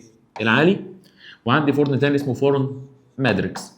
محتاج بس اكتب معلومه عن كل واحد، ان ده العامل المختزل فيه هو كان خليط من غاز الهيدروجين واول اكسيد الكربون. العامل المختزل في ده كان اول اكسيد الكربون. تعالوا اما نحضر العامل المختزل. هبدا بمين يا اولاد؟ هبدا بالسي، افعله مع الاو2 واسخن يديني CO2. هاخد الCO2 ده افعله مع الزياده من فحم الكوك او من الكربون يديني 2 CO. انت كده حضرت العامل المختزل. هات بقى الخام بتاعك اللي هو خام مين؟ خام الهيماتايت. هدفعله مع اول اكسيد الكربون. بس كام مول اول اكسيد الكربون؟ 3 مول اول اكسيد الكربون. عشان يديني مين؟ عشان يديني اللي انا اصلا بدور عليه اللي هو عنصر الحديد زائد 3 CO2. تعالى ما نتاكد المعادله موزونه ولا لا. الحديد دخل 2 خرج 1، يبقى انا محتاج اضرب هنا في كام؟ في 2. الاو دخلت كام؟ 3 وده 3 يبقى 6، خرجت 3 في 2 ب 6، يبقى المعادله بتاعتنا دي معادله موزونه. يبقى انت كده حضرت الحديد. لا اله الا الله. يبقى انت كده حضرت الايه؟ يا عم خير ماشي. السبوره سودا مالناش بركه الا انت. حاول يهمنا الكلام ده. هنخش على فرن تاني. هو فرن مين يا ولاد؟ فرن مادريكس. مادريكس ده عايزين نحضر الغاز المائي ده. بنبدا بالميثان نفعله مع الميه وثاني اكسيد الكربون علشان يديني مين؟ علشان يديني ال H2، بس بندخل الميثان ده 2 مول ويديني CO. المعادله مش موزونه. ال H 2 في 4 ب 8، وده هنا 2 يبقى 10، يبقى اضرب هنا في كام؟ في 5. السي دخلت 2 في 1 ب 2، وده 1 يبقى 3، يبقى اضرب هنا في كام؟ في 3، واذا المعادله موزونه. تعالى بقى اما نبدا بالهيماتايت Fe2O3 هفعله مع 3H2 زائد 3CO. ما ننساش برضو ان احنا هندخل من ده كام مول؟ هندخل من ده 2 مول. الناتج يا ولاد هنا 2 في 2، يبقى هنا كان داخل كام حديد؟ 4، يطلع 4 حديد Fe زائد، مش ده كان هيدروجين يتحول يبقى ميه وبرضه 3 مول زي ما دخل. مش ده كان اول اكسيد الكربون يتحول يبقى 3 ثاني اكسيد الكربون. ويبقى انت كده حضرتك المعادله موزونه. تعال ما نتاكد. 2 في 2 ب 4، هنا الاكسجين 2 في 3 ب 6، خرج 3 في 1 ب 3 و3 في 2 ب 6، وانت عندك هنا 3 مع ال6 دول يبقى 9. طيب الهيدروجين 3 في 2 بكام؟ ب 6، 3 في 2 ب 6، اذا المعادله موزونه. يبقى حضرتك كده انا لخصت لك برضو معادلتين مين؟ معادلتين الاختزال في الافران، فرن العالي وفرن ايه؟ وفرن مادريكس. اعيد تاني؟ عايز نعيد تاني؟ مش هعيد تاني. مش هعيد تاني يا عم، ده انت متعب يا عم. صلى على النبي، صلى على النبي وانا اعيد لك تاني. يلا كفايه بقى، نخش على اللي بعده. انتاج الايه؟ انتاج الحديد. احنا كنا من شويه بنتكلم عن حاجه اسمها افران الاختزال. افران الاختزال كانوا فرنين، الفرن العالي وفرن مادريكس. دلوقتي بقى في افران انتاج. افران الانتاج 3. اول فرن عندنا في الانتاج اسمه الفرن المفتوح، فرن تاني اسمه الفرن الكهربي، فرن ثالث اسمه المحول الاكسجيني. يبقى اما اجي اقول لك انتاج تقول لي 3: كهربي مفتوح محول اكسجيني، كهربي مفتوح محول اكسجيني. يبقى افران الانتاج كام فرن؟ 3. افران الانتاج 3: كهربي مفتوح محول اكسجيني. طيب نرجع هنا في الجملتين او السطرين اللي كانوا فوق دول، بيقول لك ايه؟ يقصد بها انتاج الانواع المختلفه من الحديد، مثل الحديد الصلب والحديد الزهر. وانتاج الحديد الصلب يتم من التخلص، اول حاجه لازم نتخلص من الايه؟ من الشوائب. طيب بعد كده بنضيف عناصر اخرى لتكسبه الخواص المرغوبه. يعني ايه يا اولاد؟ يبقى اول حاجه انا بجيب الخام، بعد ما عملت له انتاج بيبقى متفضل شويه شوائب بشيلهم. بعد ما بشيل الشوائب بروح ضايف عناصر ثانيه. ليه؟ طلبه ازهر يجي يقول لك علل يتم اضافه عناصر اخرى الى الحديد اثناء انتاجه، هتقول له لتحسين الخواص. يبقى انا بضيف عنصر ثاني عشان احسن الخواص، لان لما بضيف عنصر ثاني بكون سبيكه، والهدف من السبائك هي تحسين الايه؟ تحسين الخواص. طيب يبقى احنا كده عملنا ايه يا اولاد؟ يبقى احنا كده عرفنا ان افران الانتاج 3. نخش بقى على اللي بعده، السبائك. السبائك، ومحتاج اعرف تعريف السبيكه. قال لي السبيكه بتكون ماده من فلزين او اكتر، او فلز ولا فلز او اكتر. يعني مش لازم تبقى فلز وفلز، ممكن اكتر من فلزين، ممكن فلز ولا فلز او اكتر عادي. السبائك بحضرها بطريقتين. طريقه اسمها طريقه الصهر، يعني بجيب المعادن واعمل لها انصهار، وبعدين يندمجوا او ما يندمجوش حسب نوع السبيكه.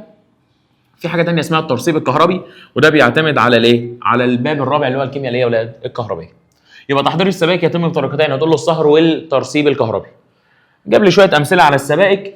قال لي ان انا مثلا عندي سبيكه زي الحديد والكروم، دي كام فلز؟ فلزين. حديد منجنيز فلزين، حديد وفانديوم فلزين، حديد ونيكل فلزين. انما حديد وكربون لا، ده فلز ولا فلز، يبقى ده فلز وده لا فلز. اهم انواع السبائك يا اولاد اللي عندنا، قال لي والله عندي السبائك في منها 3 انواع. تخليك معايا دقيقتين الخصهم لك. السبائك عندي 3 انواع. سبيكه بينيه، وامتى تعرف ان هي بينيه؟ لو جاب لك عنصرين، واحد حجم ذراته كبير وواحد حجم ذراته صغير. اللي حجم ذراته صغير ده بيدخل في المسافات البينيه، لذلك تسمى السبيكه بالسبيكه البينيه. تاني بقول لك عندي فلز كبير وفي فلز تاني صغير كده. الصغير ده بيخش في المسافات البينيه في الفراغات، يبقى طالما بيخش في المسافات البينيه فنسمي السبيكه بالسبيكه الايه؟ نسمي السبيكه بالسبيكه البينيه. معلش بقى انا لسه مخلصك في المحاضره، جيت اصور لك المحاضره، لا نعمل ايه فيكم؟ تيجي بعد كده تقول لي بقى مش فاهم، اصل انا مش عارف احل، اصل انا مش عارف احفظ، اصل انا ما حفظتش. انت عارف هيحصل لك ايه؟ ما فيهاش هزار. والله تعبتوني، بس الدفعه ما اقدرش اتكلم معاهم دول. يلا يبقى عندنا السبيكه الايه يا ولاد؟ السبيكه البينيه. بص، دعم وبدعمك، يعني دفعه مفضله، وبقول لك انت الدفعه المفضله، ودي حقيقه يعني، بس الناس كتير هتزعل، بس انتوا دفعه انتوا عارفين يعني معزتكم عندي. شغل وبحاول ابذل معاك اقصى مجهود، فبالله عليك مش باقي الا مجهودك انت. شويه مجهود منك انت نوصل لحته كويسه، والله نوصل لحته كويسه افرح بيك اخر السنه وانت تفرح بنفسك، وتفضل فاكرني بالخير بعد كده بقى، تقول والله ربنا يجازيه، ربنا يجازيه خير كده، كان بيتعب وكان بيحاول يعمل كل حاجه يقدر عليها. واعتقد يعني انت، هو ربنا شاهد على تعبي وعلى مجهودي، واعتقد حضرتك برضو بتبقى شايف المجهود اللي بيحصل والتعب اللي ببقى فيه، ورغم من كل التعب ده بحاول اكمل، بحاول ادوس على نفسي واكمل، لان احنا عايزين نوصل لحته كويسه. فمش هنوصل لحته كويسه بالراحه، الراحه لا تدرك بالراحه. طول ما احنا قاعدين مرتاحين مش هنعمل حاجه، غيرنا هيسبقنا، وبعدين احنا مش بنقارن نفسنا بحد، دي اولا. بس انا عايز اقارن نفسي بنفسي، عايز النهارده ان شاء الله، او عايز بكره يبقى احسن من النهارده.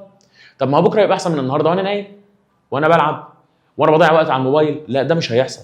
انت دلوقتي مستقبلك ده بتاعك انت، الصفحه بتاعتك انت اللي هتلونها، انت اللي هتشخبط فيها، فاختار بقى انك تعمل فيها احسن حاجه. الجاي ده احاول اقرب من ربنا، احاول اقرب من عيلتي، احاول ما ازعلش حد مني، احاول اجتهد في مصلحتي، بس. انما طب فلان قال وفلان عدو، يا عم كبر دماغك، اللي يقول يقول.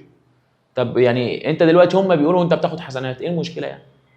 فنصيحه اخويه يعني، فوق لنفسك كده ومالكش مال حد، انت بتجتهد، واهم حاجه انك ترضي ربنا، ترضي اهلك، ويعني نفسك تبقى راضي عنها، ان انا بحاول اعمل اللي عليا، فخلاص يعني انا يعني ما فيش في الامكان اكتر من مكان، مش هنقدر نعمل اكتر من اللي بنعمله، احنا بنعمل اقصى حاجه علشان ما نجيش في يوم نقول يا ريتنا كنا عملنا. بس صلى على النبي يا عم، صلى على النبي.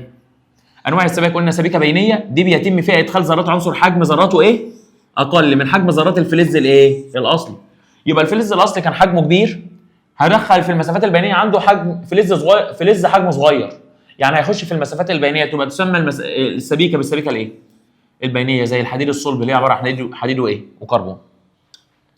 السبيكه اللي بعدها بقى يا اولاد اسمها السبيكه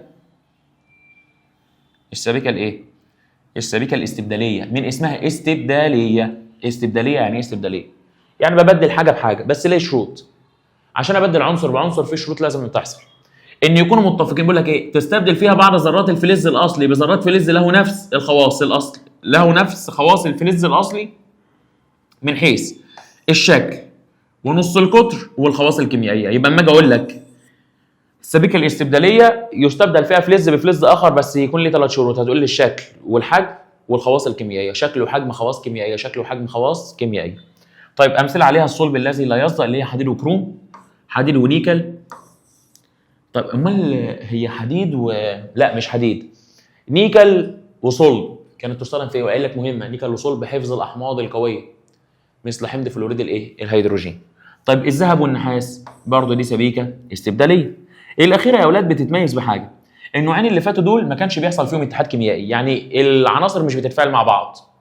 في واحده بس اللي بيحصل فيها ان العناصر فيها بتتفاعل مع بعض، مين هي اللي العناصر فيها بتتفاعل مع بعض؟ قال لي هي الاخيره، وهي البين ايه؟ البين فلزيه. يبقى اول ما في السؤال تشوف كلمه تتحد تعرف ان انا بتكلم في بين فلزيه. يبقى اول ما تشوف سبيكه عناصرها بتتفاعل او عناصرها بتتحد تعرف ان هو بيتكلم عن سبيكه بين فلزيه. بقول لك بس بشرط، او في بقى حاجه غريبه برضو عندها، لا تخضع لقوانين التكافؤ. يعني مثلا عندي ايه ال ده سي ال، ال ده ثلاثي، السي ال احادي، ال بياخد الواحد والسي ال بياخد الثلاثه، يعني المركب بيبقى اي ال سي ال 3 كده. المركب ده بنسميه يخضع لقاعده التكافؤ، يعني شفنا ده تكافؤه كام وتكافؤه كام، ولو في اختصار بنختصر ولو بنبدل، ده اسمها قاعده التكافؤ. المركبات دي ما بتخضعش لقاعده التكافؤ. طيب مين هم؟ يعني لازم يتحفظوا. مين هم دول؟ مين هم دول؟ مين هم دول؟ قلنا عم هما الديور الومين. الديور الومين دي عباره عن المونيوم ونيكل والمونيوم وايه؟ ونحاس. يبقى الومنيوم نيكل الومنيوم ونحاس دي الديور الومين. يبقى الديور الومنيوم نيكل الومنيوم نحاس وسبيكه بين فلزيه لا تخضع لقاعده التكافؤ وبيحدث فيها اتحاد كيميائي، يعني عناصرها بتتفاعل مع بعض بس ما بتخضعش لقاعده التكافؤ. يعني تحفظها بالشكل ده. رصاص وذهب دي برضو سبيكه بين فلزيه. السيمنتيت او السيمنتايد دي برضو سبيكه ايه؟ سبيكه بين فلزيه. صلى على النبي. صلى على النبي كتير عشان تنجح وتجيب تقدير كده ان شاء الله وربنا يكرمك. نخش بقى على اهم السبائك. قال لي والله عندي سبيكه اسمها ايه يا اولاد؟ عندي سبائك الالومنيوم جمعناها 5 سبائك. الومنيوم منجنيز عبوات مشروبات غازيه ما بتصديش. الومنيوم ونيكل سبيكه الديور الومين ودي بين فلزيه. الومنيوم ونحاس ديور الومين ودي بين فلزيه. ما انا قلت لك الومنيوم نيكل الومنيوم نحاس بين فلزيه ديور الومين. الومنيوم نيكل الومنيوم نحاس بين فلزيه ديور الومين. طيب الومنيوم سكنديوم طائرات الميج المقاتله. الومنيوم تيتانيوم طائرات ومركبات ايه؟ فضاء او مركبات فضاء. طيب لسه عندي بقى سبائك الحديد. الحديد برضه هتلاقي جايب لك كام سبيكه؟ 5 سبائك. حديد نيكل ودي استبداليه. حديد منجنيز خطوط سكك حديد اصلب من الصلب. المنجنيز لوحده هش، تحط معاه شويه حديد يديك سبيكه قويه جدا. بيقول لك تكون اصلب من الصلب. طب حديد وكروم الصلب الذي لا يصدأ وبرضه استبداليه. اقف لي هنا بقى بالله عليك، حته حلوه دي. حديد كربون لو كانت حديد صلب يبقى دي اسمها نوعها بينيه. طب لو حديد كربون سيمنتيت دي بين فلزيه. يعني ايه؟ يعني لو لقيت دي حديد كربون بس دي انت حافظ رمزها لانها ما بتخضعش لقاعده التكافؤ ودي السيمنتيت اللي هي السبيكه البين ايه؟ البين فلزيه. انما حديد وصلب دي سبيكه ايه؟ بينيه. يبقى حديد وصلب ايه؟ اللي هي الحديد الصلب اللي هو حديد وكربون. يبقى حديد وكربون مش الشكل ده تبقى بينيه. طب حديد كربون واللي هي اف اي 3 سي ده يبقى دي البين فلزيه. طيب عندي سبيكتين كمان اللي هم مين بقى؟ سبايك النحاس.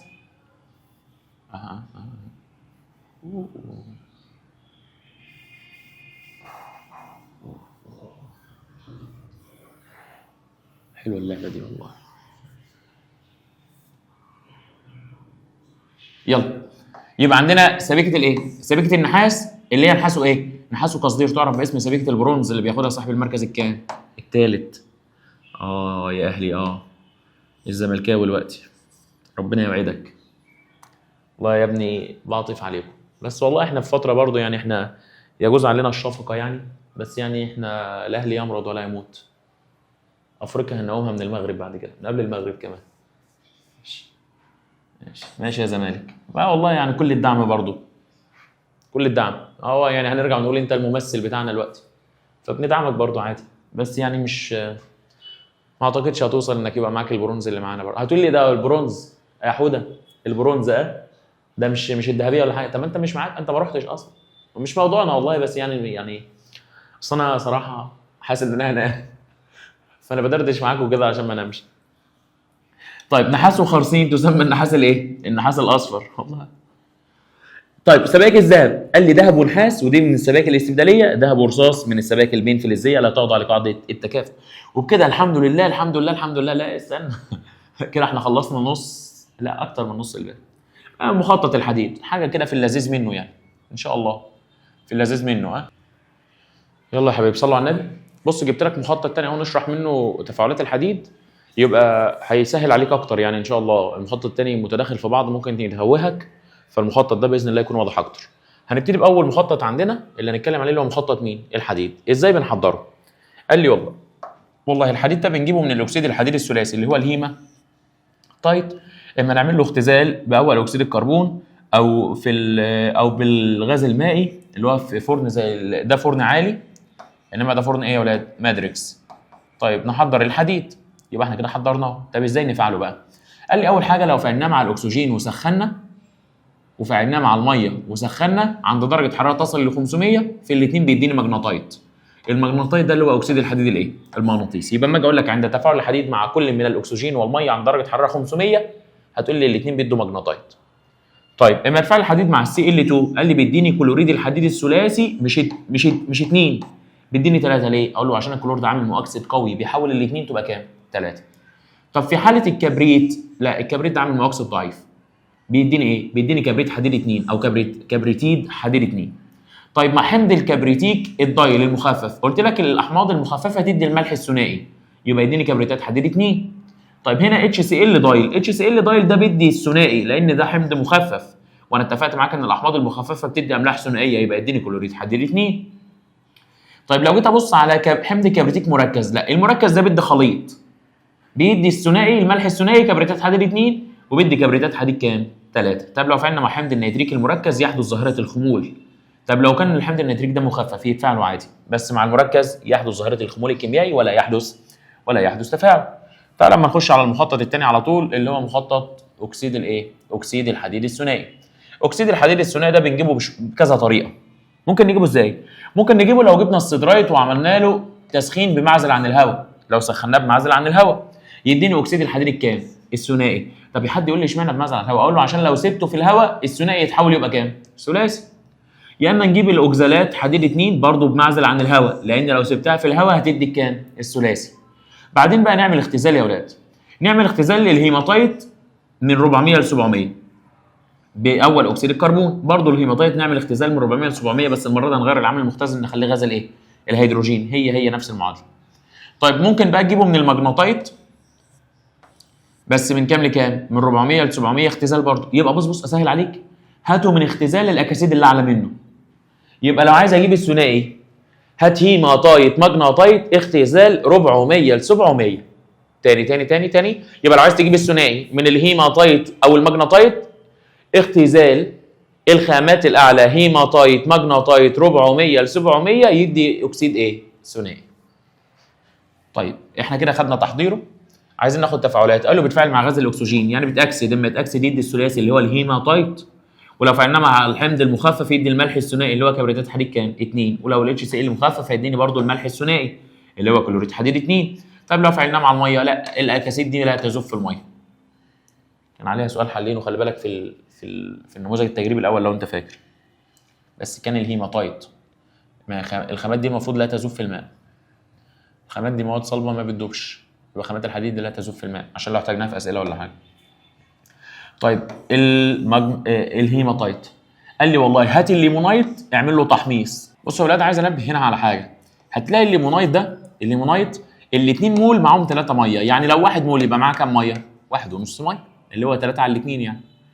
طيب لو خدنا الليمونايت ده سخناه يدي هيماتايت، يعني هنشيل منه بس شويه الميه دول. كمان ممكن نجيب هيدروكسيد الحديد 3 نسخنه بس بشرط اعلى من 200 درجه يدي هيماتايت. وممكن نجيب كبريتات حديد 2 نسخنها نجيب هيماتايت. ممكن نجيب اكسيد الحديد الثنائي ناكسده، او نجيب المغناطيت ناكسده. يبقى لو عايز تجيب الهيماتايت اكسد الثنائي والمغناطيسي، يبقى لو عايز تجيب الهيماتايت اكسد 2 الثنائي والمغناطيسي. طب لو عايز تجيب الثنائي اختزل 2، اختزل الهيماتايت واختزل المغناطيت. احنا كده خدنا الايه؟ تحضير. طب ما تيجي ما نشوف بقى التفاعلات بتاعته. قال لي والله بتفاعل مع حمض كبريتيك مركز. اول ما تشوف مركز تعرف ان هو هيدي ايه؟ هيدي المفروض خليط، يعني المفروض هيديك الثنائي وبرضه هيديك الايه؟ هيديك FeSO4 يديك ثنائي وثلاثي. طيب لو عملت له اختزال من 400 ل 700 بالاول اكسيد الكربون او الهيدروجين يدي اكسيد الحديد الثنائي. ما هو انت تختزله ويدي ثنائي، طب الثنائي تاكسده يدي ثلاثي. طيب لو عملنا له اختزال عند اعلى من 700 يدي حديد، يبقى لو اختزلت من 400 ل 700 يدي ثنائي. طب لو اختزلت اعلى من 700 يدي حديد.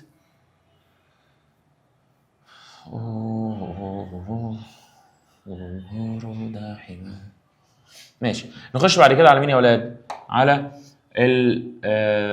المغناطيت. المغناطيت ده بنحضره من الحديد نفعله مع الاكسجين، او الحديد نفعله مع الميه عند كام؟ 500.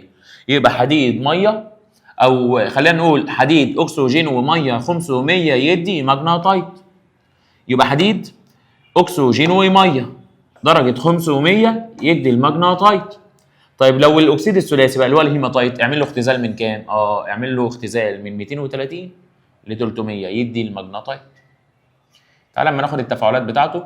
قال لي التفاعلات بتاعته بنفعله مع ايه يا اولاد؟ اول حاجه مع الاكسجين ناكسده يدي هيماتايت. طيب لو عملنا له اختزال من 400 ل 700 يدي الاكسيد الثنائي. طب اختزال من 400 ل 700 بس بعامل مختزل مختلف برضه الاكسيد الثنائي. طب لو فعلناه مع حمض الكبريتيك المركز يدي خليط كبريتات ثنائي وكبريتات ثلاثي، كبريتات حديد 2 وكبريتات حديد 3، لان ده مختلط بيدي الاثنين. طب لو فعلنا مع الاتش زي اللي مركز هيديك الملحين كلوريد حديد 3 وكلوريد حديد كام؟ كلوريد حديد 2. طيب وبكده يكون يعني الحمد لله انتهينا من ايه؟ انتهينا من شرح الباب الاول.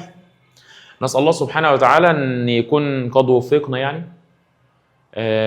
زي ما بنيجي في اخر كل فيديو كده ونقول لكم ان كان من توفيق فهو من الله سبحانه وتعالى، كان من تقصير او من سهو او من خطأ فهو مني ومن الشيطان. وتعذرونا يعني لو في خطأ ولا حاجة، يعني كلنا بشر. بنحاول برضو يعني انت محتاج تعذر ان احنا بنصور لك بعد يوم شاق. نسأل الله سبحانه وتعالى ان هو يتقبل منا مجهودنا يعني ويجعله في ميزان حسناتنا اولا يعني وينفع بينا يا رب ويجعله علم ينتفع به، اللهم امين. فاخيرا يا صديقي اقول لك ان الرحله اوشكت على الانتهاء. يعني لو انت بقى دفعه 26 لو شفت الفيديو ده في 27 في اول السنه ولا حاجه فانت لا، انت لسه قدامك بدري. انت احنا دلوقتي بنتكلم مع 26. الرحله اوشكت على الانتهاء. لحظات الوداع ما بتكونش لسه خالص يعني. هو احنا لسه في المراجعه هراجع لك شويه حلوين يعني ان شاء الله. بس يعني الواحد بدأ يحس ان خلاص يعني بقينا في النهايه بجد. وصلنا للنهايه يعني. فعايز برضو اقول لك كده ان يعني شد حيلك، اجتهد. عايزك تحط قدام عينك اهلك. تقريبا بتكلم معاك كتير دايما في الموضوع ده. اهلك اهلك اهلك يستاهلوا والله ان هم يفرحوا. كلنا عارفين اهالينا بيجيبوا الفلوس ازاي يعني، وشايفين تعبهم ومجهودهم. فاحنا محتاجين نفرحهم دلوقتي بنجاحنا، بالحاجه الكويسه اللي احنا نوصل بيها، حاجه نوصل ليها نخليهم فخورين باللي احنا بنعمله.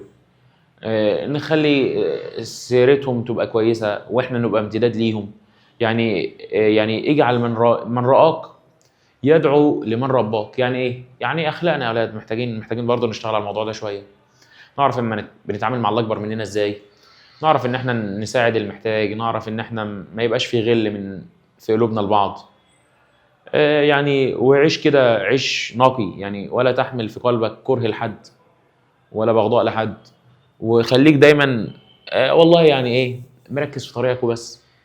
ويعني ان لم تنفع ما تضرش، لو مش هتنفع حد ما تضروش بس.